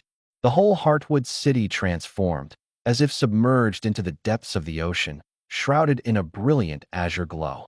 That single tear dissolved into a wisp of blue light, embedding itself into Tina's forehead. And just like that, the overwhelming radiance vanished in a blink. Tina's body, almost ethereal, began to float off the ground as though something unseen was lifting her. Water elements from all directions flowed toward her, enveloping her in layer upon layer until she was wrapped within a deep, sapphire cocoon. I stood there, anticipating the moment she'd break free like a butterfly emerging from its chrysalis, when suddenly a countdown flashed in my mind. Job advancement instance. Tear of Hela, Hell mode, complete. Forced exit in 10 seconds. 10. 9. Wait, hold on. I haven't even given her the living expenses I saved up for her. 2. 1. Swoosh. Thud. There was a faint sound of someone collapsing. When I opened my eyes again, I was back under the starlit sky where I'd first taken on this mission. The first thing I did? I checked my wristband. What? Not even a single message. I expected my wife's texts to have been flooding the screen by now. Turned out, empty. But then my eyes landed on the date, and I froze. What the hell? I was in that instance for over a month. But here, only 2 hours passed. In that moment when my soul departed, back in the magical world, in the Heartwood city, the sapphire cocoon suspended in the air had become an anomaly, drawing countless gazes. The citizens, busy rebuilding, instinctively froze as they looked up. Curiosity lingered only for a heartbeat, for the sky suddenly darkened without warning. It wasn't a typical sunset descent. It was as if an overwhelming force had blotted out the very sun. Within 2 breaths' time, the entire area sank into total darkness, an oppressive black shrouding everything for dozens of miles around. What's happening? Why is it so dark? No, it's not darkness. It's the presence of dark magic. An elderly mage in a tattered robe clenched his staff, his trembling voice breaking through the heavy silence. Someone's awakened dark magic. The 4 words struck like thunder. Faces across the city paled in unison. In this world, dark magic was more terrifying than any catastrophic spell. It signified malevolence, bloodshed, mass slaughter. Any wielder of such magic was marked for death, hunted endlessly. Above the Heartwood city, as the black shroud grew thicker, the luminous blue cocoon around Tina began to crack, bit by bit, breaking apart along with the tattered dress she once wore. And at the very moment it shattered, torrents of dark energy surged toward her body in an unrelenting tide. Her power skyrocketed. Magic apprentice to novice mage, then adept mage, to archmage, to grandmaster mage, to legendary mage. Breaths in and out, she ascended a lifetime's worth of strength in flashes. The influx of dark energy finally ceased. Sunlight sliced through the remaining darkness, spilling back down upon the city below. As the light returned, several figures streaked through the sky, each one a legendary mage, drawn here to eradicate the newly awakened dark magic wielder. Now, strike before they stabilize. If we let them grow unchecked, the whole world will fall into ruin in just a few short years. Tina lifted her head, casting a cold, unamused smile at the figures hovering above. At that moment, she stood adorned in a black princess dress, with matching stockings and heels, radiating an aura of bone-chilling indifference. Tap, tap, tap. The echoes of her heels reverberated in the silence as she approached. As her gaze shifted, she spotted Arthur's lifeless body lying in the distance, a flicker of sheen crossing her eyes. She could sense it. That body was void of life. Quietly, she stepped closer, lifting him into her arms. She knew this was the ending all along. She'd braced herself countless times. But when it finally happened, every mental fortress she had feverishly constructed crumbled like a sandcastle swept away by the tide. Her trembling hands brushed away tears as she leapt into the air, disappearing from Heartwood City with her brother's body. A remote coastal fishing village. A breathtaking woman materialized out of nowhere, cradling a pale, lifeless young man in her arms. "Brother, we're going home." No one would ever connect the stunning enchantress standing there now with the sickly, scrawny girl from before. Her radiant beauty was eclipsed only by the icy aloofness etched across her features. Back at the humble cave she'd called home for so many years, she took in every detail for the first time, truly seeing it. Her fingers brushed across familiar objects as fragments from old memories replayed vividly in her mind. She laid him in the spot where she used to sleep. With a single wave of her hand, the cave collapsed into rubble, the place where they'd spent years surviving reduced to nothing but ruins. Her brother was gone. So was the home. There was no longer any reason for this place to exist. Casting one final glance back, her voice dropped to a chilling whisper that could shear through frost. "Chen-Ming, I'll find you. And for what you've done, you'll answer with your life." Amid the starry expanse of the cosmos. "You're back so soon? Did you fail the mission?" A cold voice echoed in my mind. Before I could respond, a divine statue suddenly appeared in the starry sky above. "A statue? You succeeded? How is that even possible?" The voice sounded again, laced with disbelief. I didn't bother to reply. Completing the mission was my priority. Subclass Quest. Hellas Tears, Hell Mode, completed. As the first human to clear a second advancement Hell-level dungeon, you have been awarded the exclusive reward, Lucky Halo. Another Lucky Halo? I already have one. A disc-sized, glowing ring flew out from the chest of the statue, landing on my head. The previously hidden halo I had began to shimmer and reveal itself, as though it had met an old friend. The two halos greeted each other briefly, and then, astonishingly, the original one voluntarily merged into the new one. The color shifted from pure white to a deep crimson, with only the outer edge retaining its original hue. I finally thought to check the details. Lucky Halo LV2, unique luck plus 50. With this, luck won't abandon you. I couldn't help frowning. Besides the word unique, looking flashy, it doesn't seem all that powerful.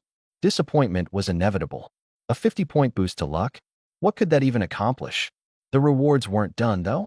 As the halos fused, the divine statue's voice rang out again. "Congratulations on completing your second advancement dungeon.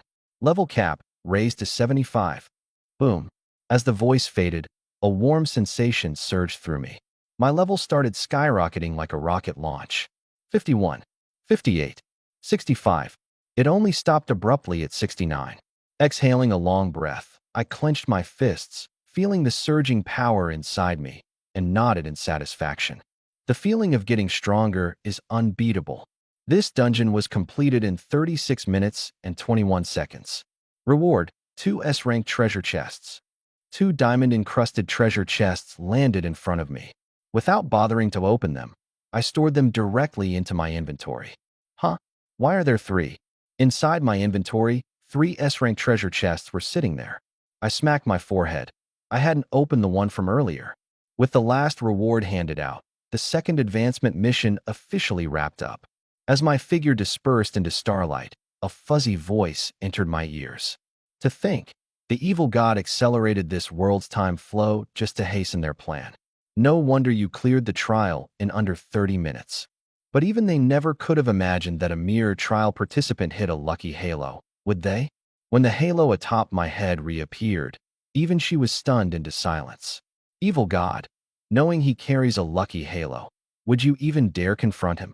So I've been in that magic world for over a month.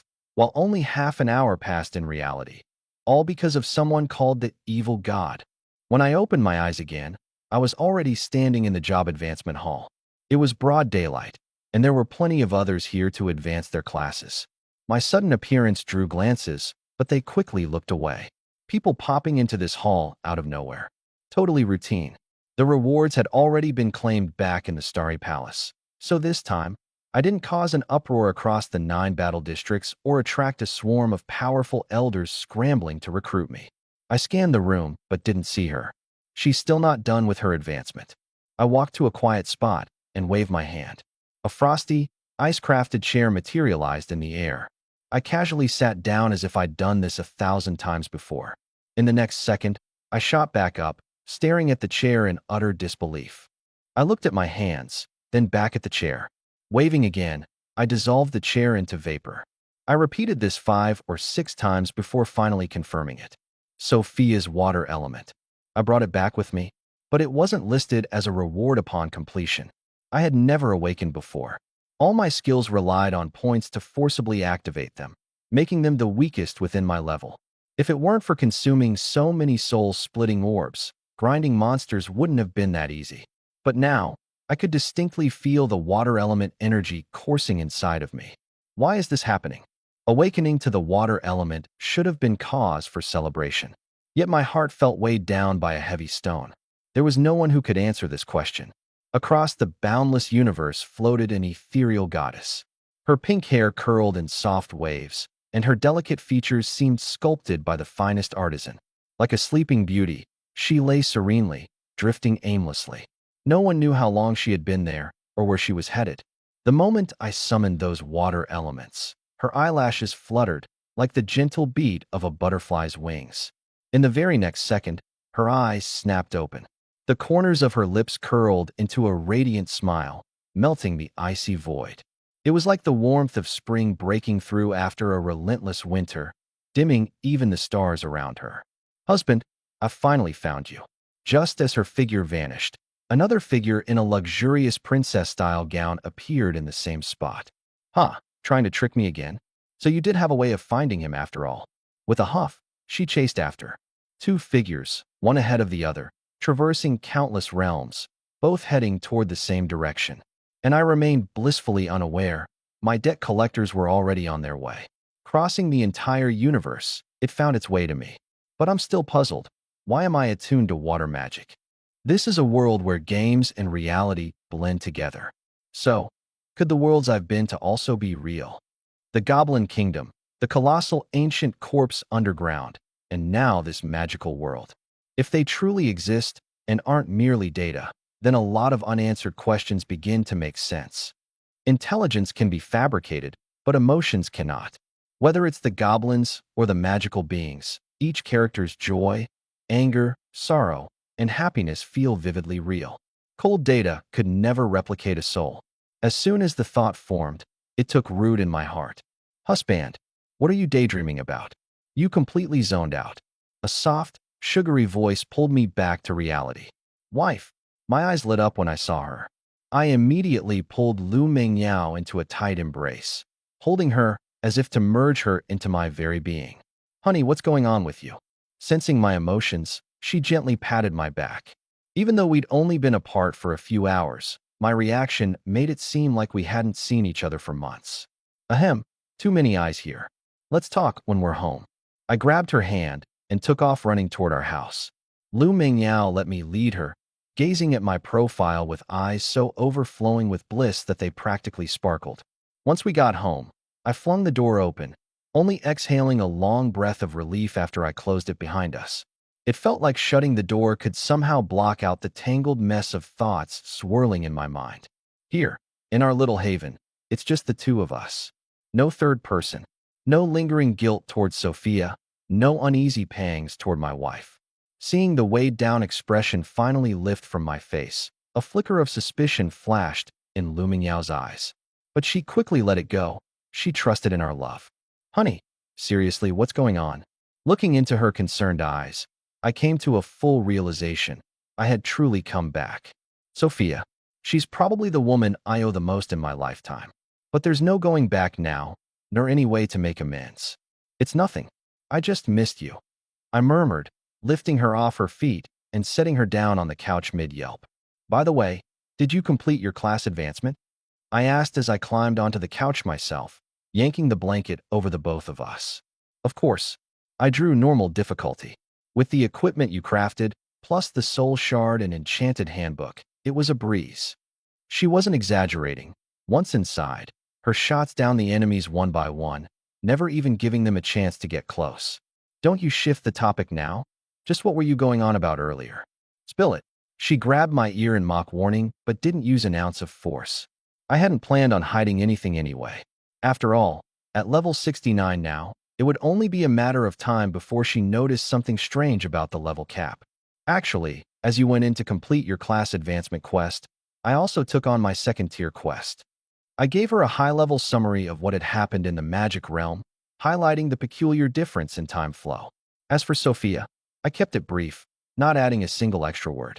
To you, it was just a few hours apart, but for me, it felt like over a month since I last saw you. I wrapped my arms around her from behind, burying my face into the crook of her neck. Wife, your hair smells amazing. Honey, you're tickling my neck. She shivered as warm breaths brushed over her. Goosebumps rippled across her skin. Only your neck? I teased, staring at her with a mischievous glint in my eye. I need a shower. I've been sweating all day, Lu Mingyao said, feeling her chest loosen as my hand began wandering again. She shot up immediately, sensing my roving intentions. Little did she know, her words were music to my ears. Perfect. We'll shower together. Before another word, I scooped her up and headed straight for the bathroom. My little wife threw her arms around my neck, burying her flushed face into my chest. Her voice barely audible. Honey, not in the bathroom. Last time, my waist was sore for days. Her face was red to the tips of her ears. Well, that depends on how you behave this time. Bang. The bathroom door shut with a definitive click, locking the world outside and trapping all the rosy intimacy within. We entered at 5 in the afternoon, and the door didn't reopen until 9 at night. Lu Mingyao's cheeks were bright red, her whole body limp as she lay in my arms. The little twitches in her calves every so often gave away her exhaustion.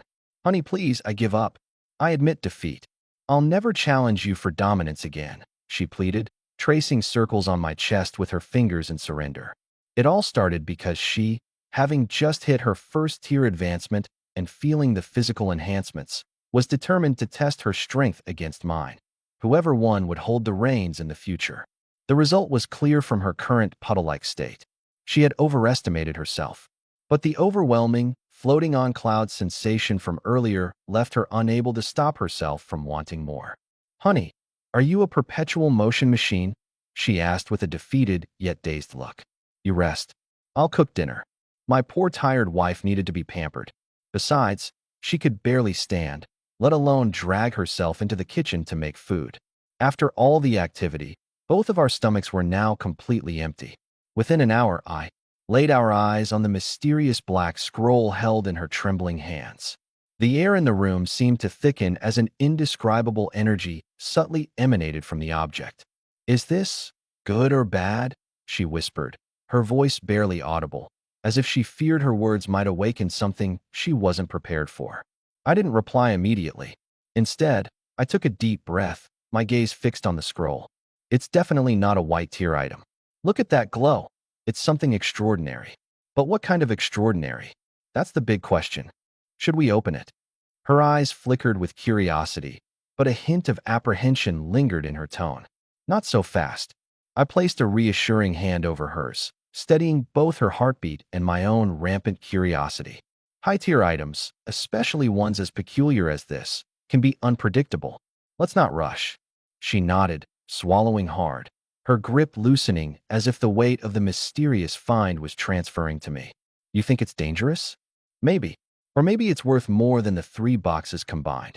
I forced a smile, trying to ease her tension. Either way, we'll handle it together. While I scrutinized the surface of the scroll for any visible runes or etchings, she leaned a little closer to me, her small hands clutching the edge of my shirt like a lifeline. It's weird, but I don't feel scared when I hold it, she said. It doesn't seem to want to hurt me. It's almost comforting. Her words lingered, a stark contrast to the ominous aura I felt from the scroll. Was she sensitive to something I couldn't perceive? Or was I overthinking it, letting my protective instincts take over? Whatever the case, a decision needed to be made. Let's keep this under wraps for now, I concluded, gently closing the box and sealing the scroll within. We don't know what we're dealing with yet, and I don't want to risk it until we're more prepared. Her relief was evident, though it didn't stop her from sneaking one last glance at the now-closed S-tier reward box. I guess even top-tier rewards can come with their own set of challenges. Exactly. I booped her nose playfully, earning a small laugh. And even if this turns out to be Pandora's box, your husband's got your back, okay? That's what matters. Her cheeks flushed slightly as she gave a small nod, her earlier concerns replaced by newfound trust. Okay. But, just so you know, no more teasing about opening the next chest. You're taking the lead on that one. Deal. I chuckled, wrapping my arm around her and pulling her close. Let's call it a night. We'll figure out the mystery of the scroll in the morning, or next week, or when we're 60. No rush. The tension in the room melted into a comforting warmth as we settled back onto the bed, the light-hearted banter returning. For now, the question of the enigmatic scroll could wait, safely nestled away in its box. Whatever secrets it held, whatever dangers or treasures awaited, I knew one thing for sure. Nothing mattered more than the person beside me. Seeing the confusion in each other's eyes. Black light. What level is that? Isn't the Human Federation's gear supposed to come in blue, purple, orange, red, pink, and rainbow? When was black added to the lineup? Let's check the stats first. She pulled out her wristband and scanned. Devour. Each time you kill a monster higher in level than yourself, there's a 20% chance to randomly absorb one of the monster's attributes. Requirements to learn. None. We were calm until we reached the last 4 words. Then, neither of us could keep it together. Honey, am I seeing that right? It says requirements to learn. None. She trembled, her hands shaking uncontrollably. No requirements to learn. A phrase with staggering implications. It meant even ordinary people could master this. Essentially, it was something that could allow a mortal to defy fate and rewrite their destiny. Babe, this was made for you. Learn it, and it'll make up for the gap in attributes from not awakening. By holding back from leveling up, gradually accumulating points over time, just through raw stats alone, one could eventually slay gods. No, you should learn it. Infinite devouring. There won't be any barriers holding you back when it comes to switching jobs. Listen to your husband. Trust me, I know what I'm doing. Just let me take a quick look at the scroll, and then it's yours to learn. Don't ask why, just trust me. I had skill points to spare. Using this scroll for myself would be an absolute waste. And a scroll without any job requirements? That was unheard of. She stared at me, torn, on the verge of speaking. She had already realized how broken this skill was. How could I not know? But still, I handed it over to her without hesitation. Honey, you, along with my grandmother and my mom, have been the kindest to me in my whole life. Tears filled her eyes as she threw herself into my arms. Why are you crying now? The warmth of her tears seeped into my chest. I gently held her by the shoulders, seeing her cry like a delicate flower battered by rain. I tried to soothe her. Silly girl, you're my wife. If I don't look after you, who will? Here, dry your tears. We'll be visiting your family in the morning. If they see you with swollen eyes, they'll think I bullied you. I wiped away the teardrops clinging to her lashes. Okay, I'll do whatever you say. She sniffled, pressing her face to my chest. At this moment, she felt like the luckiest woman in the world. Once she settled down, I carefully unfurled the scroll. My fingertips brushed into its dark aura. It turned out that earlier black light had been real. The script on the scroll was unlike any skill manual I'd ever seen before. At first glance, it looked almost like something out of a magic tome. This is way less cryptic than the hieroglyph-looking stuff in the usual skill books. Sure enough, within 10 minutes, I'd memorized several runes. I opened the system panel, and there it was in my skill list, Devour. But the plus sign next to it was grayed out. Even though I still had 6 unused skill points left, why couldn't I level it up? One glance at the prompt and my jaw almost hit the floor. 15 skill points? It was going to bleed me dry. Holding my back, I finally understood the feeling of being overambitious but underprepared. Oh well, I'd have to save up slowly. Scooping up my wife as she leaned against me, I said, "Baby, go ahead and learn this scroll now." She straightened up. "You got everything you needed?" "Yup, just learn it." I handed her the scroll. No hesitation this time. She unfurled the parchment, pressed her delicate hand down onto its surface, and smack. The scroll disintegrated into starlight, enveloping her hand in a dark energy that slowly spread, absorbing into her skin until it fully disappeared. As it was a passive skill, she closed her eyes to sense it for a moment, but didn't notice anything unusual. "All right, onto the second chest. Tonight's mission is to open both," I said playfully, pulling the next chest over with an arm around her shoulder. "What do you say, ready for round two?" I pushed the chest in front of her. But to my surprise, she shook her head. "One's enough. My curiosity is satisfied. The rest you can open." What she didn't say out loud was, she had a nagging feeling that the contents of the chests might depend on the one opening them. If she opened another one just for herself, wouldn't that be wasting one of my chances? Seeing how firm she was, I didn't press it. Honestly, I was pretty eager to test my luck too.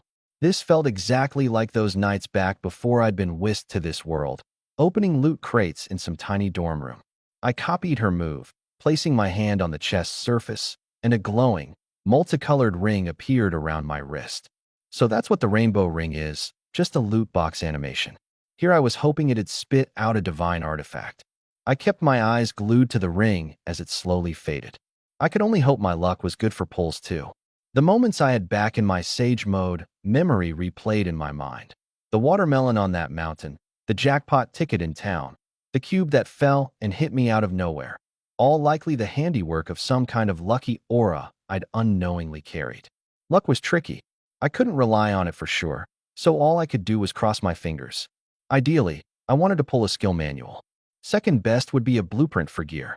The last thing I wanted was equipment, unless it was something crazy rare. Even if I couldn't use it, I could sell it. After all, it would feel awkward spending my wife's money after marriage. Thankfully, the recent Meteor Fire Rain auction had concluded, and 9 million gold coins had already been transferred to me. With that sitting in my account, I felt way more confident about visiting her family tomorrow. As I let my thoughts wander, the glowing ring around the chest vanished completely. The box suddenly clicked open. A beam of red light shot up into the air.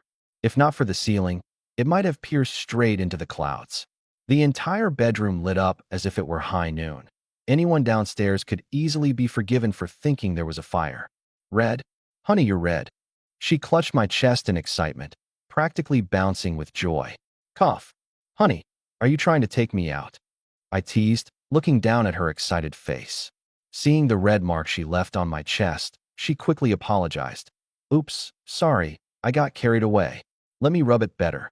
Just as she reached out, I grabbed her hand before she could proceed.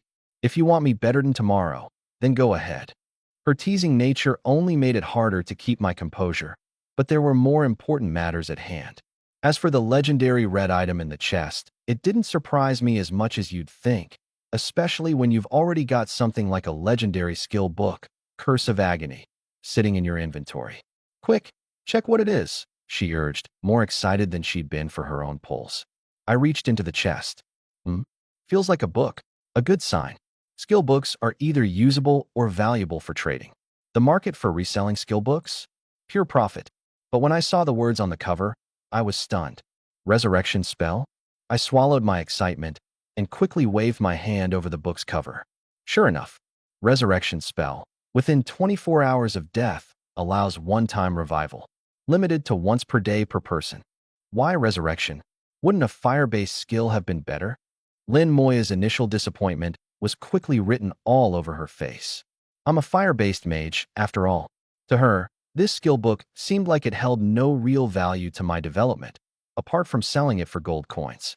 But what she didn't understand is that, in a world like Genesis, where everyone is trying to climb to the top, money is just a tool. The right item? That's priceless. You either find it or you don't.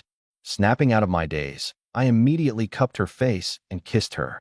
This is exactly what I wanted, I told her without hesitation. I wasted no further time, flipping open the skill book. While I still hadn't used skill points, I needed to learn it immediately. Having this spell effectively meant another chance at life. In this world, Death was permanent. There was no magical spring to grant you a second life. That's why healers equipped with resurrection spells were considered strategic assets among humanity's finest, respected even by top-tier elites. The runes for the resurrection spell were far more intricate compared to the devouring scroll. I studied them carefully, and it took me a full half-hour just to memorize 3 symbols. Finally, I placed my finger on the plus icon. Notification: consumed 3 skill points. Learned resurrection spell. Resurrection spell LV.1. At that moment, a whirlwind of mystical incantations surged into my mind. This wasn't like the usual process where I'd slowly absorb magical lessons, like watching a plant grow and feeling a subtle sense of fulfillment. No, this was like jamming an entire library into my brain, completely bypassing logic. Use it well or not, it didn't matter. Closing my eyes to review the incantation in my mind, I felt eager to give it a try. I was about to share the incredible news with Lynn Moya when I noticed she had fallen asleep, sprawled across my lap. Asleep already? Perfect. Pressing my fingers together, I recited the incantation under my breath and lightly tapped her on her forehead. A green light entered her brow. She didn't stir. To test it, I even cast the resurrection buff on myself as well, just to be sure. Watching the countdown ticking down on my bracelet gave me some much-needed peace of mind. I'd done it. I'd actually learned the resurrection spell. Breathing a long sigh of relief, I felt the heavy weight in my heart finally lift. It felt as though I'd been carrying the burden of the world without ever being able to confide in anyone. Landing in this foreign, unfamiliar world so suddenly, everything around me was unknown. It was like being an aimless wanderer trapped in a place of uncertainty and fear. No parents to lean on. Sharing my fears with my wife would only burden her more. Fear, unfamiliarity, and anxiety, they all piled onto me. But that breath? It felt like it released all the tension. Looking at my sleeping wife and the box at my feet, I decided enough was enough for tonight. This last unopened item, I'll save it for next time. With the resurrection spell in hand, I was already satisfied. Healing skills could restore injuries and replenish energy. Resurrection spells added another layer of survival. Coupled with the soul-splitting orb for attacks, within my level range, I was already untouchable. All I need now is a mobility skill. As for the path of the close combat mage, it can wait. Rushing would only backfire. I wanted to make the effort to see what mastering a single skill to its pinnacle truly felt like. And as far as I knew, no one in the Human Alliance had ever maxed out a single skill to that extent. Not yet. Thoughts like this carried me, until I realized, at some point, I'd drifted into sleep too. Next morning, just as the faintest light peeked through the horizon, a tickling sensation on my nose woke me. Didn't take much guessing, it was Lynn Moya.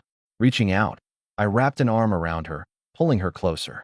Her scent filled my senses as her soft, petite frame melted into me. Not now, babe. Let me sleep for a bit longer.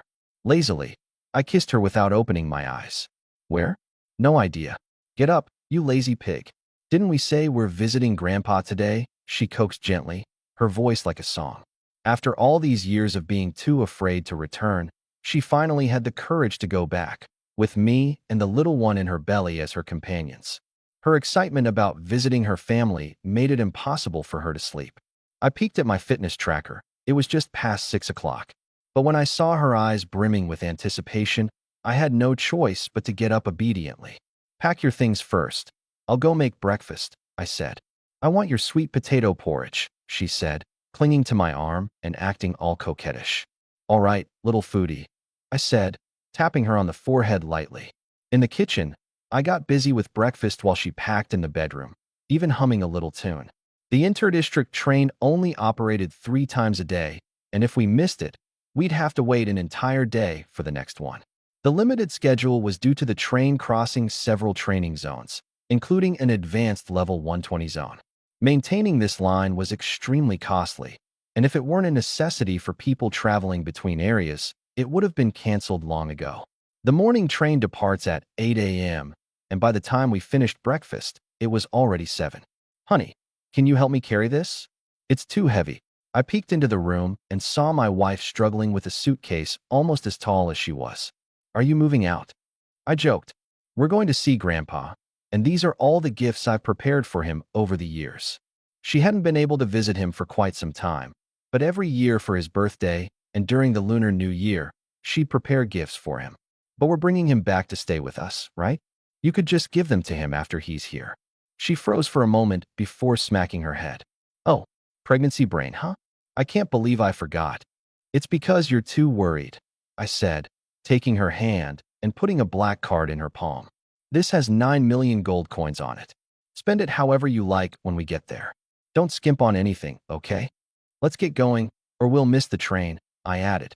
In the end, we left home with just a change of clothes, walking hand in hand toward the station. As soon as we arrived, a group of plainclothes ability users approached to check our luggage. We didn't think much of it. Security screenings were everywhere these days.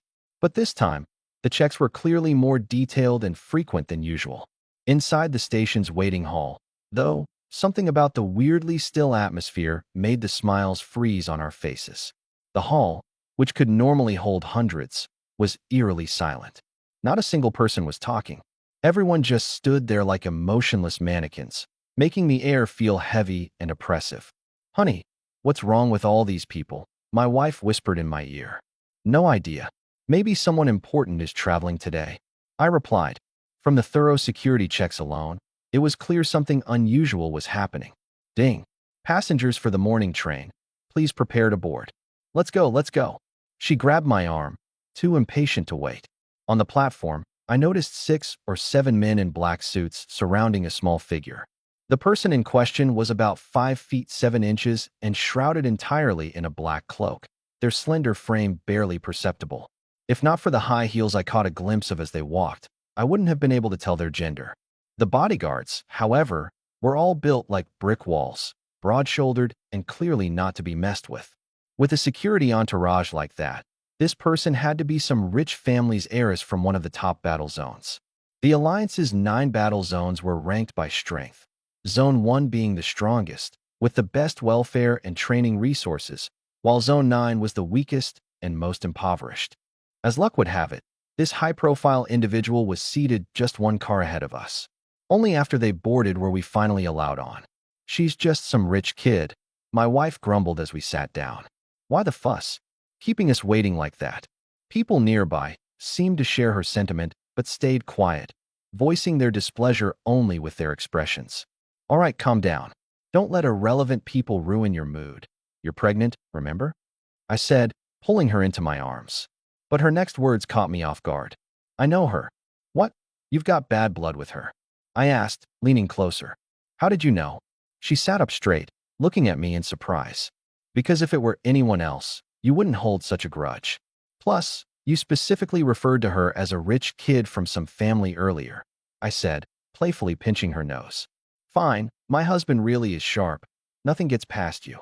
The train slowly began to move, traversing through all 9 battle zones, heading from Zone 9 straight to the final destination, Zone 1. As my wife watched the scenery outside blur past, her thoughts drifted to a long time ago. She's my stepmother's niece. The first time I met her was at my mom's funeral. I was 7. She came along with my now half-sister. Back then, I didn't know my dad had someone else on the side, let alone that the girl she was holding hands with was my half-sister. I went up to greet her, but all I got in return was mockery and snide remarks. Because it was my mom's funeral, I chose not to argue with her. Later, she came back with her father, and only then did I piece everything together. Her dad had also married into their family. My dad had married into ours. And after my dad met her aunt and had a child with her, things went downhill from there. I stayed silent, but her story had already painted a familiar, sordid picture.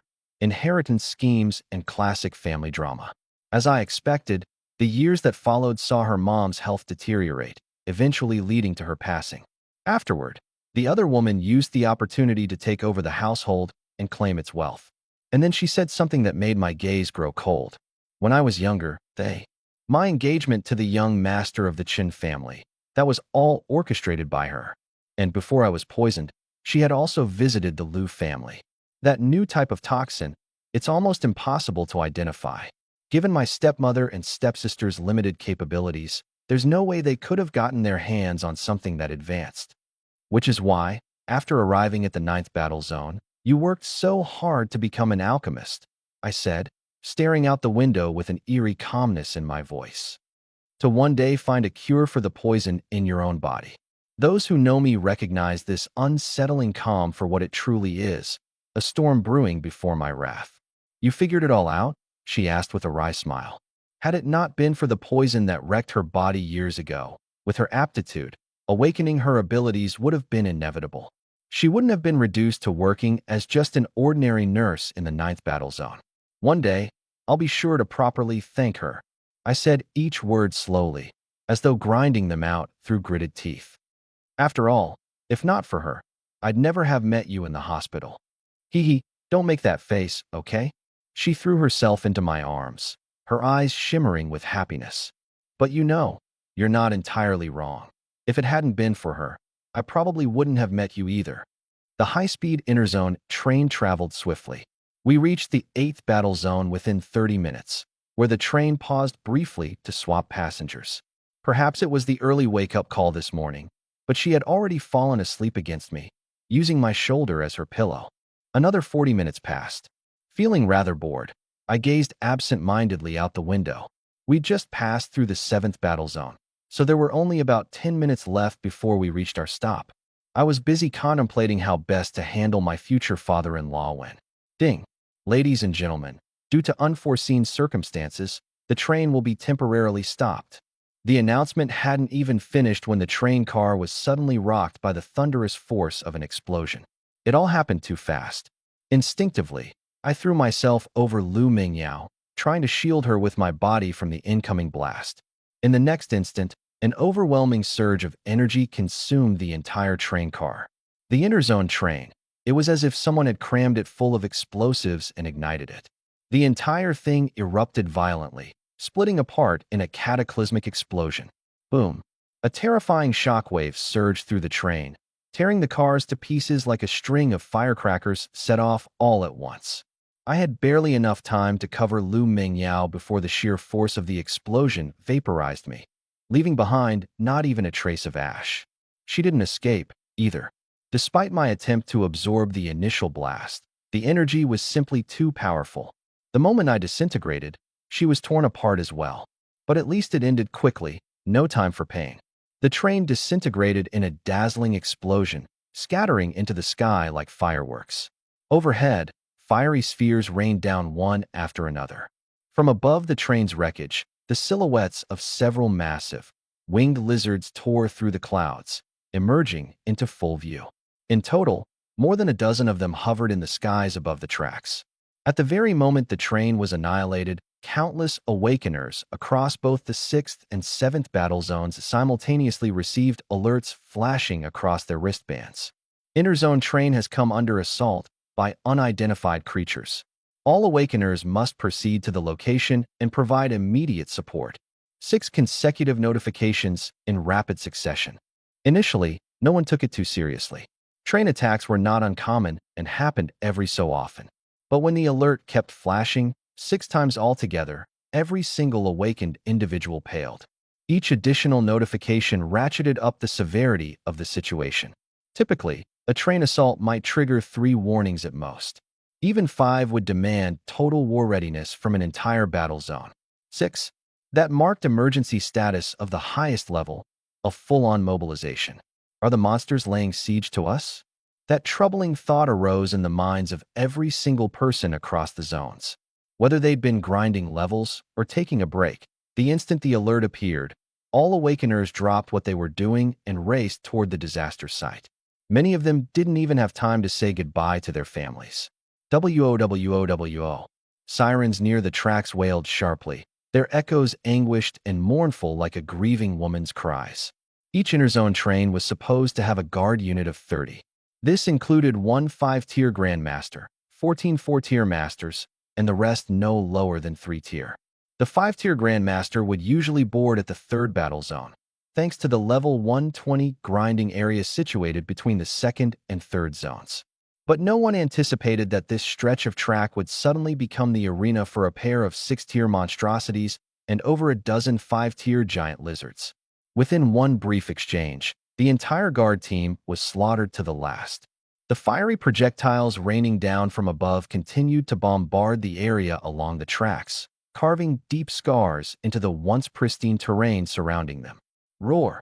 The lead giant lizard reared its head and let out an earth-shaking roar, equal parts triumphant and commanding. The next moment, the dozen or so gigantic lizards dove low, skimming along the tracks. As they passed through several beams of light left floating in the wreckage, they paused intermittently, as if they were searching for something. Those glowing beams marked the scattered remains and dropped items left by the Awakener passengers who'd just perished. Obviously, the creatures were hunting for something specific among them. At that moment, Lu Mingyao and I were hovering as disembodied spirits above the rail tracks, watching the unfolding chaos with surreal clarity. She hadn't yet fully grasped what had happened, but her gaze landed on the revive button glowing faintly in front of her. She still didn't know that I had secretly applied a resurrection buff on her the night before. It was my first time experiencing this as well. So, this was how revival worked? Not an instant respawn, but rather the ability to roam in spirit form and choose a safe spot to revive. And what's more, no dropped gear. Pretty sweet, huh? The giant lizards couldn't see us at all. Completely unbothered, the two of us floated in the air, taking it all in. "Honey, are we dead?" she asked, her fingers entwined with mine. Her eyes held no trace of fear, only happiness. If there was anything she regretted, it would be that our child was never born. Technically, yeah, we're dead, I replied casually. But not really. Last night, while you were asleep, I gave you a resurrection. Her eyes lit up instantly. You learned resurrection magic? Before the words even fully left her lips, she had already leapt into my arms. Who would choose death if life was an option? Yup, just happened to pick it up by accident, I said nonchalantly. If I could show off in front of my wife, why wouldn't I? But before we could continue, 4 or 5 beams of light suddenly illuminated the area ahead of us. Several figures emerged from the glowing columns. It's Shin Chuchu. She also has a resurrection. Lu Mingyao's delicate brows furrowed tightly. Looks like the blast earlier got her too. She wasn't fast enough to dodge it and got wiped out just like that.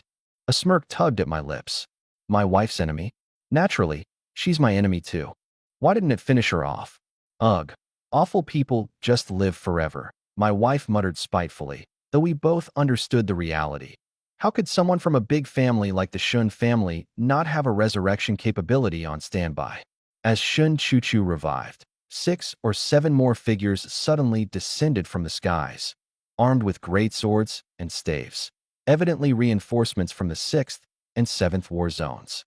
Judging by their formation, a woman in a red dress clearly commanded the group. She held a long whip, her stunning beauty highlighted by a faint, enigmatic smile that constantly graced her lips. Her impossibly long legs, accentuated by red high heels, caught anyone's attention. Around her ankle was a red string adorned with a silver bell that jingled softly with each step. I guess now we know why they dared to resurrect so openly. They must have gotten word that reinforcements were on their way. Before my smug musings could settle, a sudden chilly voice sent a shiver down my spine. Are her legs prettier, or are mine? Even in my spiritual form, I felt an icy tension gripping my soul. What? Legs? What are you talking about, honey? My survival instincts kicked in instantly. Meanwhile, just ahead on the battlefield, things were heating up, the tension even more palpable. Hand it over. I'll make sure you get all the credit you deserve for your efforts, the woman in the red dress demanded, extending a pristine jade-like hand. No way, Shin Chuchu retorted, refusing to budge even an inch. The one who gave me this entrusted me with a dying wish to personally deliver it to Alliance headquarters. No one else will do. The heavy tension in the air made even the seasoned strong folk who came with Shin Chuchu exchange nervous looks on her behalf. Where'd this little girl come from, daring to speak like that in front of an adult? The woman in red arched a brow, her soft, honeyed tone laced with poison. Little sister, while my patience hasn't completely run out, you'd best rethink your answer. Otherwise, I can't guarantee your survival, because if I kill you, that thing you're holding will still fall into my hands. Shin Chuchu backed off several steps, shaken by the threat. But then she reminded herself of the rewards waiting for her if she could deliver this item, and she straightened up slightly with renewed resolve. I'm Shin Chu, eldest daughter of the Shun family from the 6th War Zone. Why you wouldn't dare touch me? She stammered, swallowing hard but trying to maintain her composure. Shin family? You mean Shin Guoqiang's granddaughter? The red-dressed woman's tone eased a bit. Fine, for your grandfather's sake, I'll spare you this time. With that, she turned her gaze skyward toward a massive lizard-like creature hovering above in the clouds. Hey, big lizard, you've crossed the line. So they knew each other? The truth revealed itself right then. Qi Lian, the massive lizard hissed. Have your people hand over what rightfully belongs to my tribe, or don't blame me for what happens next. The disdain in the red-dressed woman's eyes deepened. Huh, just because you say it's yours, does that make it so? Who said I'm going to play nice with you? With a crack of her whip, flames erupted. A mighty fire dragon soared into the sky, its sweeping tail obliterating the winged lizards in its path, leaving behind clouds of blood as they disintegrated. Qi Lian, enough! The massive lizard roared, forced to intervene to protect its kin. Boom! A massive collision sent shockwaves through the area, uprooting trees left and right. Although the massive lizard blocked the attack, the impact sent it reeling back hundreds of feet before it could stabilize itself. As the number of human reinforcements swelled, the massive lizard realized the tide had turned against it. Letting out a sorrowful howl, it grudgingly retreated with its remaining forces in tow. Qi Lian, mark my words, my dragon clan won't let this go so easily. It snarled on its way out, leaving behind a thick air of bitterness. By now, the gathered human warriors, still piecing together what had just transpired, received a notification through their wristbands. Threat neutralized. Finally, I gently tugged Lu Mingyao's hand. Come on, let's get back to life too. As the others scoured the battlefield, two glowing white pillars of light suddenly lit up nearby. Huh? Someone else is reviving. Every head turned to look. Seconds later, a young couple emerged hand in hand from the light. The tall, handsome man and his gentle, beautiful partner drew every gaze. It was none other than Lu Mingyao and me. Someone in the crowd let out a jealous grumble. What family's young master and lady could they possibly be? Or maybe geniuses from some major guild. Such envy wasn't unexpected. Across the entire human alliance, only a handful of healers had the ability to cast resurrection spells, and every one of them was cherished. Securing a resurrection was a luxury reserved for the children of influential families or star players in major guilds. A single resurrection cost 50,000 gold, and it only lasted for a mere 24 hours. For ordinary people, it was entirely out of reach. As I held my wife's hand and casually strolled out of the light, the prying stares didn't faze me. I had anticipated this reaction all along. After all, we were here on a very specific mission, to visit my father-in-law and make a statement. What's the matter? Flexing a little, huh? Pretty much every ability user from the 6-7 battle zone who could make it is here. What a great opportunity. Even setting aside your abilities, just the fact that you can afford a 50,000 gold resurrection will stop half the people back home from gossiping about you. Lu Mingyao, once the eldest daughter of the Lu family, had been gone for 6 or 7 years. Inevitably, people remembered her. Isn't that the eldest daughter of the Lu family who was disgraced? Shoo, keep your voice down. Even if she was disgraced, she's not someone you can mess with. Didn't you see her walking in with a man? Whispers spread through the crowd. Back then, her broken engagement caused quite the stir, and she was disinherited by her father. Can't believe she dared to come back. This'll be interesting. Why wouldn't she? Didn't you see the big shot she's with? Being pretty has its perks. Among the spectators, a pale, bamboo-thin man stared at me, his eyes full of jealousy. It was Du Ji, my former wife's fling.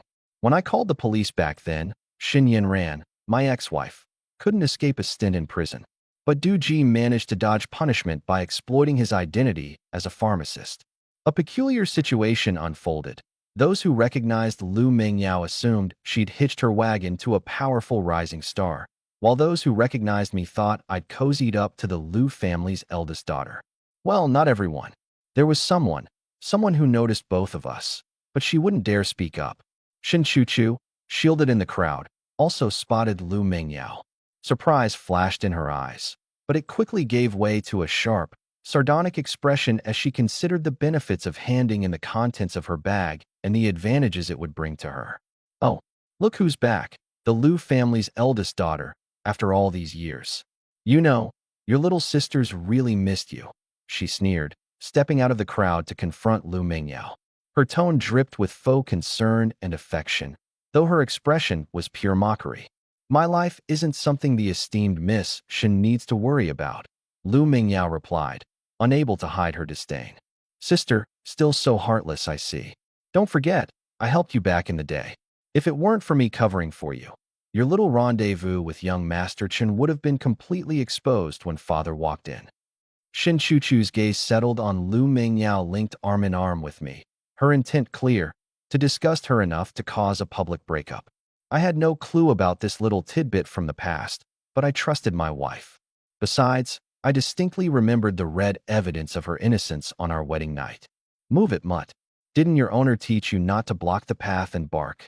I quipped, grabbing Lu Mingyao's hand. Let's go, honey. Time to get our rabies shots. Shin Chuchu's face flushed red, almost exploding in anger, but she managed to keep quiet. Sir, she retorted venomously, restraining herself. Don't let an older woman fool you. She must be at least a decade older than you.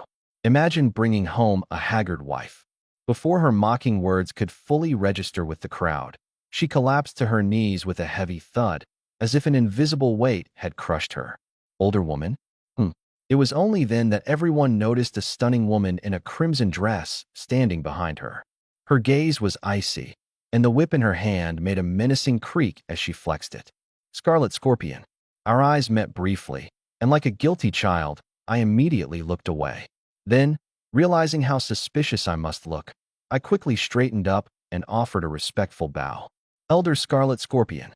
Scarlet Scorpion is an alias outsiders use, she said in a clear voice. My name is C. Moneyan. You can call me Moneyan. She didn't bother lowering her voice, and her words sent shockwaves through the crowd. Heads instinctively bowed even lower. The group of fifth-tier experts who had accompanied her stood frozen, mouths wide in disbelief, wide enough to fit a fist. Was this the same Scarlet Scorpion whose mere presence could make battle-hardened veterans shake in fear? Meanwhile, the expression on my main character's face was equally complex, my thoughts shifting between wanting to speak and holding back. I mean, I wouldn't dare call her by name without reason. That'd create all sorts of awkward misunderstandings. Should anyone overhear me addressing her so personally, they'd think we had some kind of relationship. By then, I wouldn't be able to clear my name even if I jumped into the Mississippi. Elder, thank you for your kindness, but I must take my leave, I muttered hurriedly. Just as the inter-regional train arrived, I grabbed Lu Mingyao, who was still engrossed in the unfolding scene, and bolted. As we boarded the train, C. Moneyan watched us leave. Lightly touching her stomach, she murmured, Baby, do you think I scared your father? Was mommy too fierce just now? On the train, Lu Mingyao stared at me the entire ride. The intensity in her gaze was enough to make a grown man squirm. Why are you staring at me like that? I asked, trying to diffuse the awkwardness.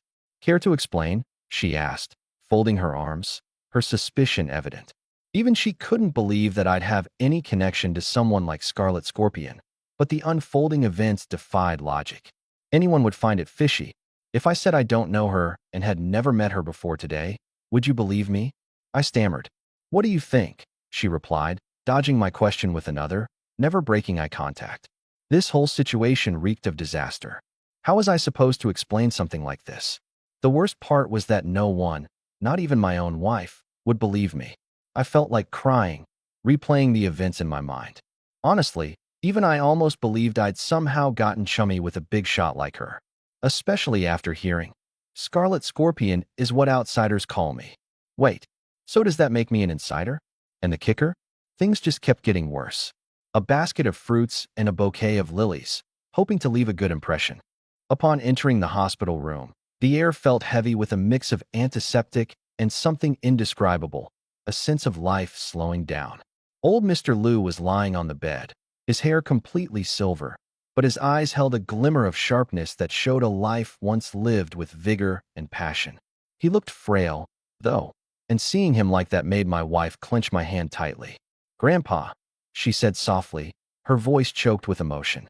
He turned his head with noticeable effort, a faint smile breaking across his face when he saw her. "Ah, my dearest Xiaoyao, you've come." His voice was hoarse yet filled with warmth, though the frailty revealed the grip her stepmother likely had on his life. I stood a step behind, not knowing how to introduce myself in this situation. Before I could say anything, Grandpa's sharp eyes scanned me briefly, as though measuring the kind of man who was now standing beside his granddaughter. "And who's this fine young man?" Despite his age, there was still a commanding presence in his gaze, a reminder of his remarkable past. "This is my husband, Chun Ming," Lu Xiaoyao said, holding onto my hand tightly with pride in her voice. I bowed slightly in respect. "It's an honor to meet you, sir." His smile deepened, a slight nod of approval following. "Good. A man with manners." Xiaoyao didn't make a wrong choice. His approval earned a subtle but noticeable glimmer of warmth on Xiaoyao's face. But before we could settle into conversation, a sharp knock on the door snapped the moment in half. Two men in suits flanked the entrance, stepping in with an air of authority. It didn't take a genius to guess who sent them. "My dear Xiaoyao, how heartwarming to see you visit your dear grandfather." A cold, measured female voice followed shortly behind them. "My wife's stepmother." Her presence alone seemed to suck the warmth from the room, sending a visible wave of tension through my wife's posture. She was dressed impeccably, but there was something icy and calculating in her demeanor. Her gaze swept over me momentarily, dismissing me entirely, before locking onto Xiaoyao. "I trust you remember the terms of our family agreement," she said with an eerie sweetness that barely masked her underlying malice. I could feel Xiaoyao holding back the urge to retort, her desire not to cause a scene in front of her beloved grandfather winning out. Sensing the tension, I said as calmly as I could, "It's always so refreshing to meet family. Let's keep things civil, shall we?" I wasn't exactly sure what I was stepping into, but I wasn't about to let Xiaoyao carry the weight of this toxic confrontation alone. The cold, calculating smile her stepmother threw my way was as sharp as a blade. Indeed, family should always support each other. The faint menace in her tone wasn't lost on me, but this wasn't neither the time nor place to reply in kind. For now, I stayed quiet, standing my ground at Xiaoyao's side, ready to weather the storm. One thing was clear, though, coming back to her family wasn't going to be the simple visit or reconciliation one might hope for. Things were far more tangled than I could have imagined. Some fruits. As I approached the hospital room, not yet inside, a sharp reprimanding voice echoed out. "Old man, your son-in-law and granddaughter don't even care about you anymore, and you're still putting on airs? Let me tell you, if you wet the bed one more time, I'll throw you into the restroom." Bang! The door to the ward slammed open as a plump female caregiver stormed out, holding her nose. I quickly pulled my wife to the side, preventing her from being bumped into. The woman left, cursing loudly as she swaggered away. Watching her arrogant retreating figure, my wife and I frowned. With that kind of attitude, she has the gall to work as a caregiver? We didn't dwell on it much since my father-in-law wasn't the only patient in that room. As we pushed the door open, a foul stench, a mixture of excrement and urine, smacked us in the face. My wife, Lu Mingyao, turned pale and immediately started retching into a trash can. "Baby, are you okay?" I quickly supported her, my glance sweeping over the room.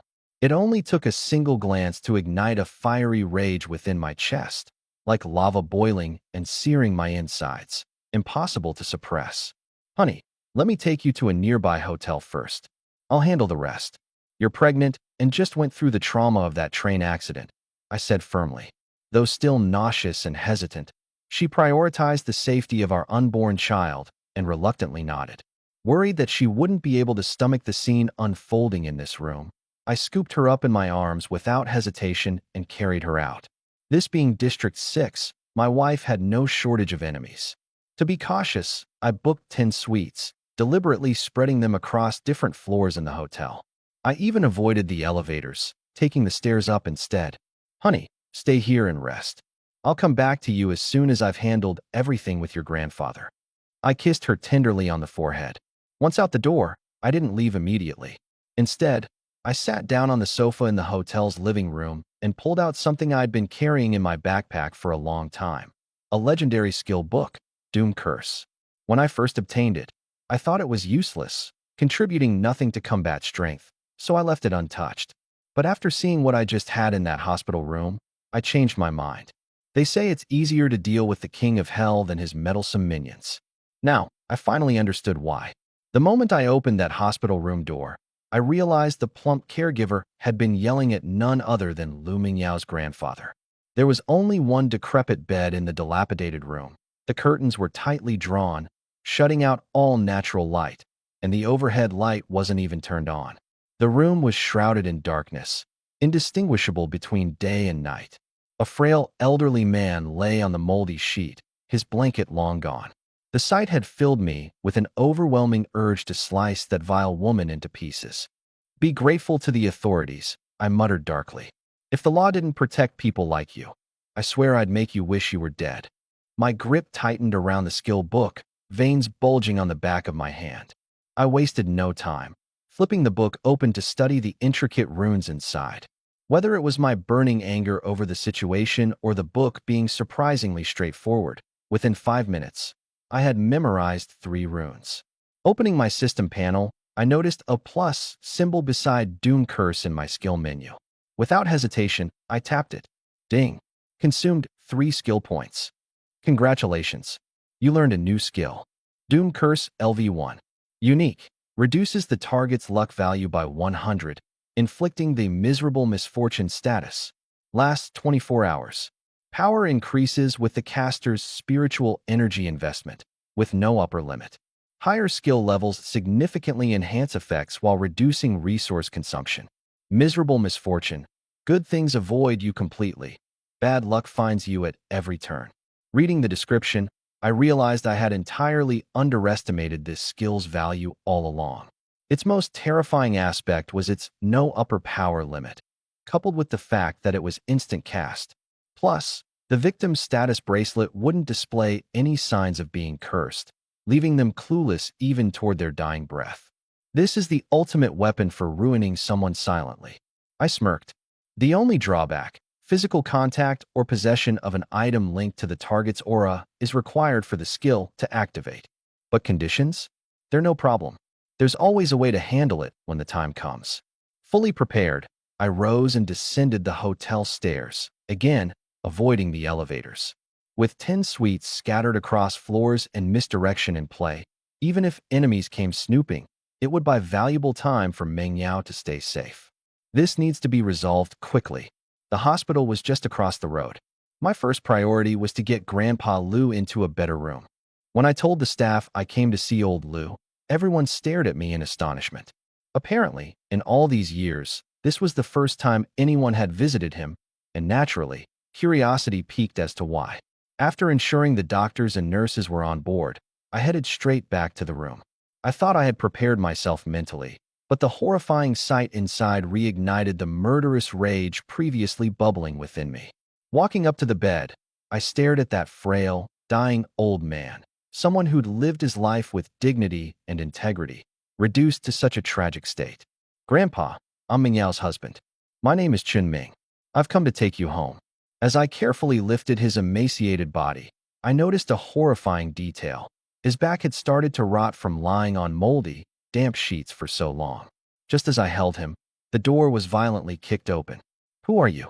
Put him down right now, or I'll call the police, barked the same obnoxious, heavy-set caregiver. I had zero intention of tolerating her nonsense.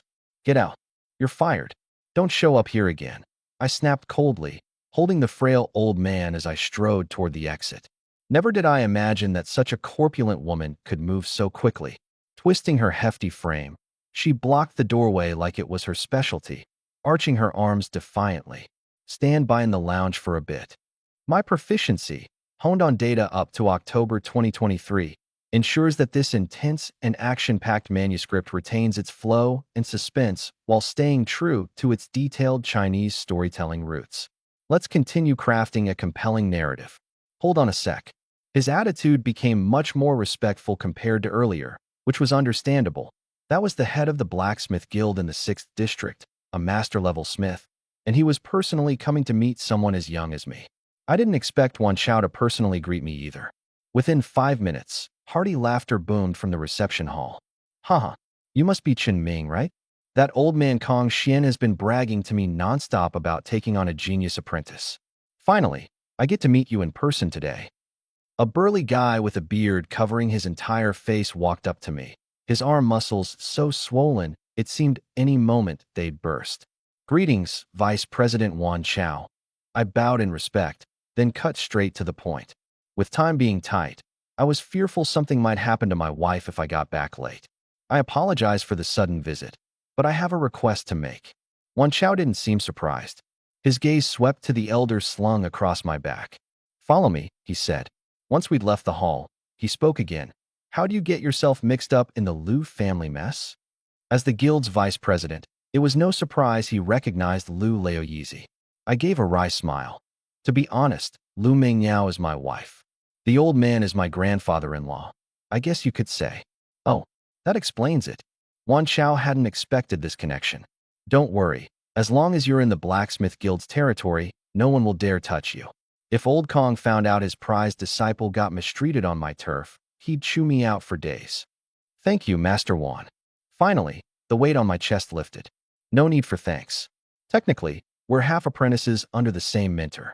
All right, I know you must be rushing to take care of other matters. Leave the old man here. We'll make sure he's taken care of. But before you leave the 6th district, make sure to drop by the guild one more time. I bid farewell to Wan Chao and hurried back to the hotel. Even at maximum effort, the trip back still took an hour. Thankfully, nothing seemed out of the ordinary around the hotel, which gave me some reassurance. But as soon as I entered the lobby, I noticed a few shady-looking men in black loitering about. My gut sank. Foregoing the stairs, I immediately headed for the elevator to reach Lu Mingyao's floor. When the elevator doors slid open on her level, I was met with the sight of 5 or 6 men dressed in black, crowding around the room's door. It was clear they recognized me. The moment our eyes met, they rushed at me. I wasn't fazed. These bodyguards were mere ordinary humans. In terms of physical strength, I was leagues ahead of them. Sure enough, before they even realized what was happening, each one was clutching their stomachs and curling up on the floor. I had barely broken a sweat. An awakener. The leader in black immediately recognized me for what I was, but seemed unimpressed. They clearly came prepared, probably having familiarized themselves with my connection to the C family, an Awakener clan. That I might be one wasn't surprising to them. Young master, we're merely here handling internal Liu family matters. You, as someone from the C family, shouldn't interfere, don't you think? Despite facing an Awakener, he remained composed and meticulous. The C family connection again, huh? I couldn't help but feel exasperated. Still, using their name here wasn't the worst idea. As for that fiery-tempered Scarlet Beauty back at the C family finding out I'd used their reputation, I'd worry about that later. Shouldn't interfere? Did you not do your homework before targeting her? Lu Mingyao is my wife. The leader's pupils constricted slightly. They had likely assumed her to be some fling or short-term distraction of mine, never imagining she was my actual spouse. If they were calling this a Liu family matter, then these men in black were likely sent by Lu Mingyao's scheming stepmother, likely with the intent of dragging her back to the Liu family. Otherwise, why all the calls and threats using her grandfather as leverage? The Liu family would have its day of reckoning, but not today. For now, ensuring my wife's safety came first. Knock, knock, knock. Wife, it's me. I'm coming in. I had my room card, and barely a second after my words, I pushed the door open. The sight inside put me both at ease and on edge. My wife was already standing in position, bow in one hand and sword in the other. If those men had dared force entry, they'd already be strung up like candied fruit skewers. Honey, when she realized it was me, Lu Mingyao practically flew into my arms like a bird returning to its nest. I've arranged for Grandpa to stay at the Blacksmith Guild. He's absolutely safe. Hearing this, her face lit up again. She tidied her appearance and took hold of my hand. Now that we've got no distractions, let's go settle things with the Liu family. For someone to send an invitation this bold, they must really want us there. Whatever you say, honey. The Chen family better not push my limits. Otherwise, they can experience firsthand what it feels like to be under a curse. You there? Yeah, you in black. Lead the way. The leader of the black-clothed group had been waiting outside the entire time, as though expecting this outcome all along. The Liu family, being one of the top-tier families of the 6th District, naturally had their estate located at its heart.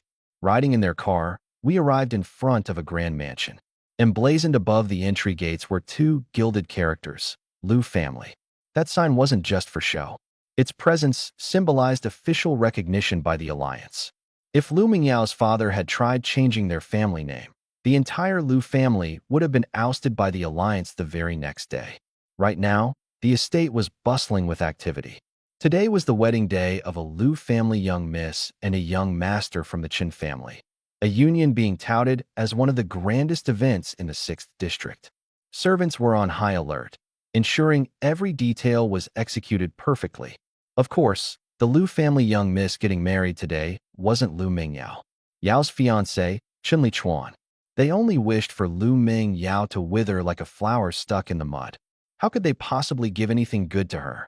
As we entered, I caught sight of a group photo on a poster, a young man with a refined and gentle smile who went by the name Chen Duchuan.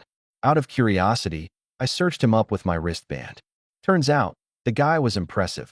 Despite his young age, he was already a 4th-tier professional and a highly regarded alchemist.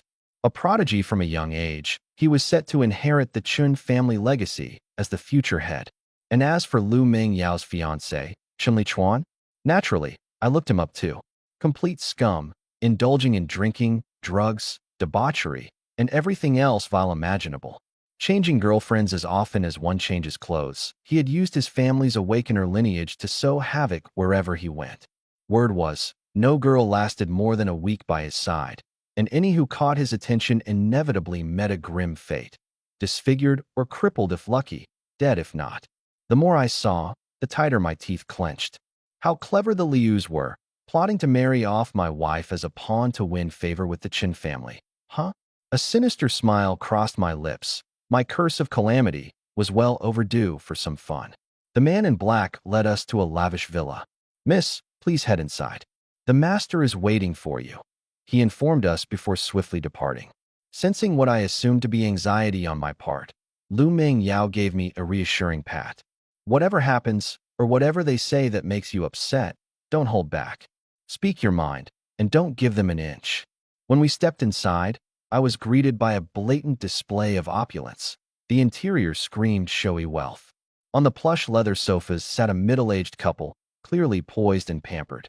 The woman stood up as soon as we entered and hurried over to greet us. My, Mingyao, you're finally back. You have no idea how much your mother has missed you all these years. Come, sit down, she gushed insincerely. Of course, this woman was none other than Mingyao's stepmother, Ji Min. The man on the sofa must have been my so-called father-in-law, Sun Hao, Liu Mingyao. After all, took her birth mother's surname. Wearing an inviting smile, Ji Min gestured towards the couch, though her eyes slyly flickered towards me, sizing me up. I stayed silent, following Mingyao's lead as we sat down beside each other, her disdainful expression betraying her thoughts.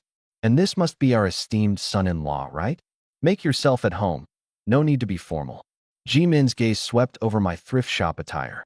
Her smile stiffened, and she exchanged a knowing look with Sun Hao before turning to me with mock enthusiasm. Oh, was it young Chun, wasn't it? What a coincidence, sharing the same last name as our family's future in-laws. Her words thinly veiled as some sort of jab, meant to remind me of their real daughter, Sun Yu's, engagement to someone much more worthy. Feigning warmth, she casually patted my shoulder. Yet, the touch was too perfect and opening. During the brief physical contact, I planted the seeds of my calamity curse within her unsuspecting soul. An uneventful silence followed, and we resumed our seating. Of course, to avoid arousing suspicion, I had only used a fraction of my mental energy for this particular curse. But even a small dose proved enough. Ji Min's demeanor shifted. With one glance exchanged with Sun Hao, she abruptly stood from her seat. Well, make yourselves comfortable. I have something to attend to. I'll leave the two of you here for now, she muttered, tugging a reluctant Sun Hao behind her as she scurried out. Just before disappearing, Ji Min paused at a nearby table, yanking a tissue from the box to furiously scrub the hand that had touched my shoulder, as if trying to peel the skin off entirely. Mingyao remained expressionless. She hadn't said a word since we entered. I, on the other hand, watched their retreating figures with an unbothered yet quietly sinister grin. As they reached the door, a commotion rang out near the second floor. A bird had crashed into the glass. The startled sound caused a servant below to jolt, accidentally dropping the durian they were holding.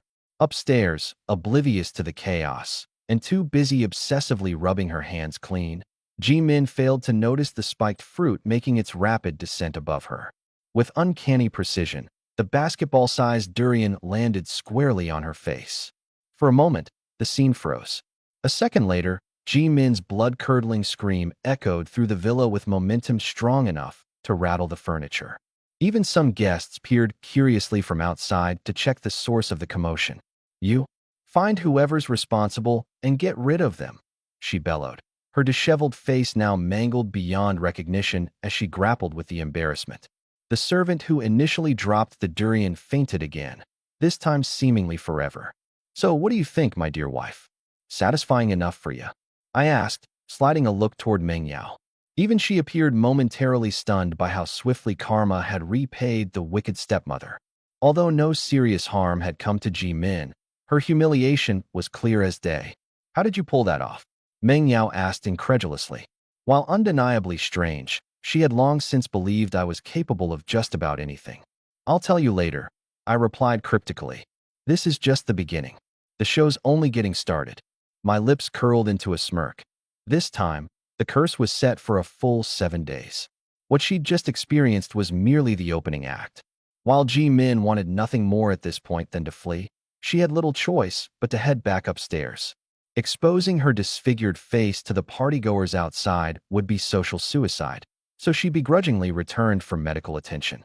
Before disappearing, she cast one last venomous glare our way, muttering under her breath, but loud enough for us to hear. "Some people are nothing but bad luck. The very sight of them brings disaster." Meng Yao's expression darkened instantly, but before she could retort, another thud echoed from the stairwell. A loud clattering followed. "Madam, ma'am, are you all right?" Meng Yao instinctively turned to look toward the scene unfolding by the staircase. Just as I turned my head, Ji-min came tumbling down the staircase, resembling a rolling ball of flesh. "It's broken. It's broken. Call a doctor, quick," she shouted as she clutched her waist and screamed hoarsely. The entire hall descended into chaos, with people running around in panic. But my wife and I stood there with faint smiles, calmly taking in the scene. Ji-min was already furious earlier, and now, being humiliated like this in front of the last people she wanted witnessing her embarrassment, she snapped entirely. "Get out. All of you get out. The Liu family doesn't welcome you," she screamed. Lu Mingyao wasn't offended. Instead, she laughed even more, seemingly delighted by the spectacle. "Oh, you think I wanted to come here? But watching you make a fool of yourself makes it all worth it. Thanks for the free entertainment." As she spoke, she slipped her arm into mine and strutted past Ji-min in her high heels, the sound of her steps echoing in the hall. "Oh, by the way," she added, sneering, "this is the Liu family's villa. You, one surnamed Sun, and the other surnamed Ji, doesn't staying here make you feel uneasy?" Finally, Sun Hao, who had kept silent the entire time, felt the need to step in. He stood up and said, "Yao Yao, no matter what, she's still your mother. How can you talk to her like this? She's just upset. Don't take it too seriously. Come to your sister's wedding tomorrow on time. It's getting late, so we won't keep you any longer." Over the years, Lu Mingyao had already seen through her father's true colors. It was always her fault in his eyes. "My mother? My mother's surname is Liu. And don't think for 1 second that what you two did back then went unnoticed. What belongs to me, I will take it back with my own hands someday." She yanked my arm and walked away without another glance, her back resolute. Just as we exited the door, an eerily sarcastic voice carried from the hall. "Oh wow, looks like someone still has deep feelings for the Liu family, huh? Have you forgotten who it was that set her up back in the day?" Before Ji-min could finish her sentence, smack! Sun Hao slapped her across the face, the force sending her stumbling onto the floor. "If your brain got messed up after that fall, go get it treated. Stop spouting nonsense all day." Ji-min sat on the ground, wiping the blood from the corner of her mouth. It was only then she realized There were still so many household staff around the room. If these words got out, and the Alliance started digging into the situation, none of them would escape unscathed. But swallowing her pride wasn't an option, not without some justification. Then why are you asking that little brat to attend her younger sister's wedding tomorrow? What's your intention with that? Ji-min asked, her tone accusatory. Sun Hao walked over, bent down, and helped her to her feet. You seem to forget, the Chun family is also involved here. Knowing Chun Lichuan's personality, do you think he'll let it slide when he finds out she's come back? His words snapped Ji-min out of her daze, excitement flashing in her eyes. Oh right, how could I forget that lunatic from the Chun family? I'll call him right now. She pulled up her wrist communicator and was just about to dial when Sun Hao stopped her. No need. I've told him already. Why else would I invite them to tomorrow's wedding? It's all part of the plan, to watch the drama unfold. Sun Hao's expression gleamed with cunning satisfaction. It was as if Lu Mingyao wasn't his daughter, but his sworn enemy. Ji-min's mood lightened instantly as she chuckled along with him, the earlier frustration entirely forgotten. That guy she's clinging to, just an ordinary human. I didn't sense any kind of awakened power from him, Ji-min said skeptically. What she didn't know is that my awakening came from Sophia's source pearl, making it impossible for regular means to detect. Better this way, Sun Hao said with a conspiratorial smirk. Isn't there talk linking him to the Xi family? Let's have the Chun family test the waters for us first. That Chun family's second son, knowing his temper, he'll probably kill the guy the moment he sees him. Then the Xi and Chun families can battle it out. After all, our daughter's marrying into the Chun family soon. Ji-min hesitated, but before she could speak, Sun Hao shot her a warning glance. Stop overthinking. Women like you should look at the bigger picture. This way, we achieve two goals at once, clearing the path for our son-in-law to rise higher. And if things escalate, we'll just hand that lunatic over as a scapegoat. The couple's scheming was meticulous. The sound of their calculations practically echoed in the room. But none of them expected that the mad second son of the Chin family would move faster than any of their plans.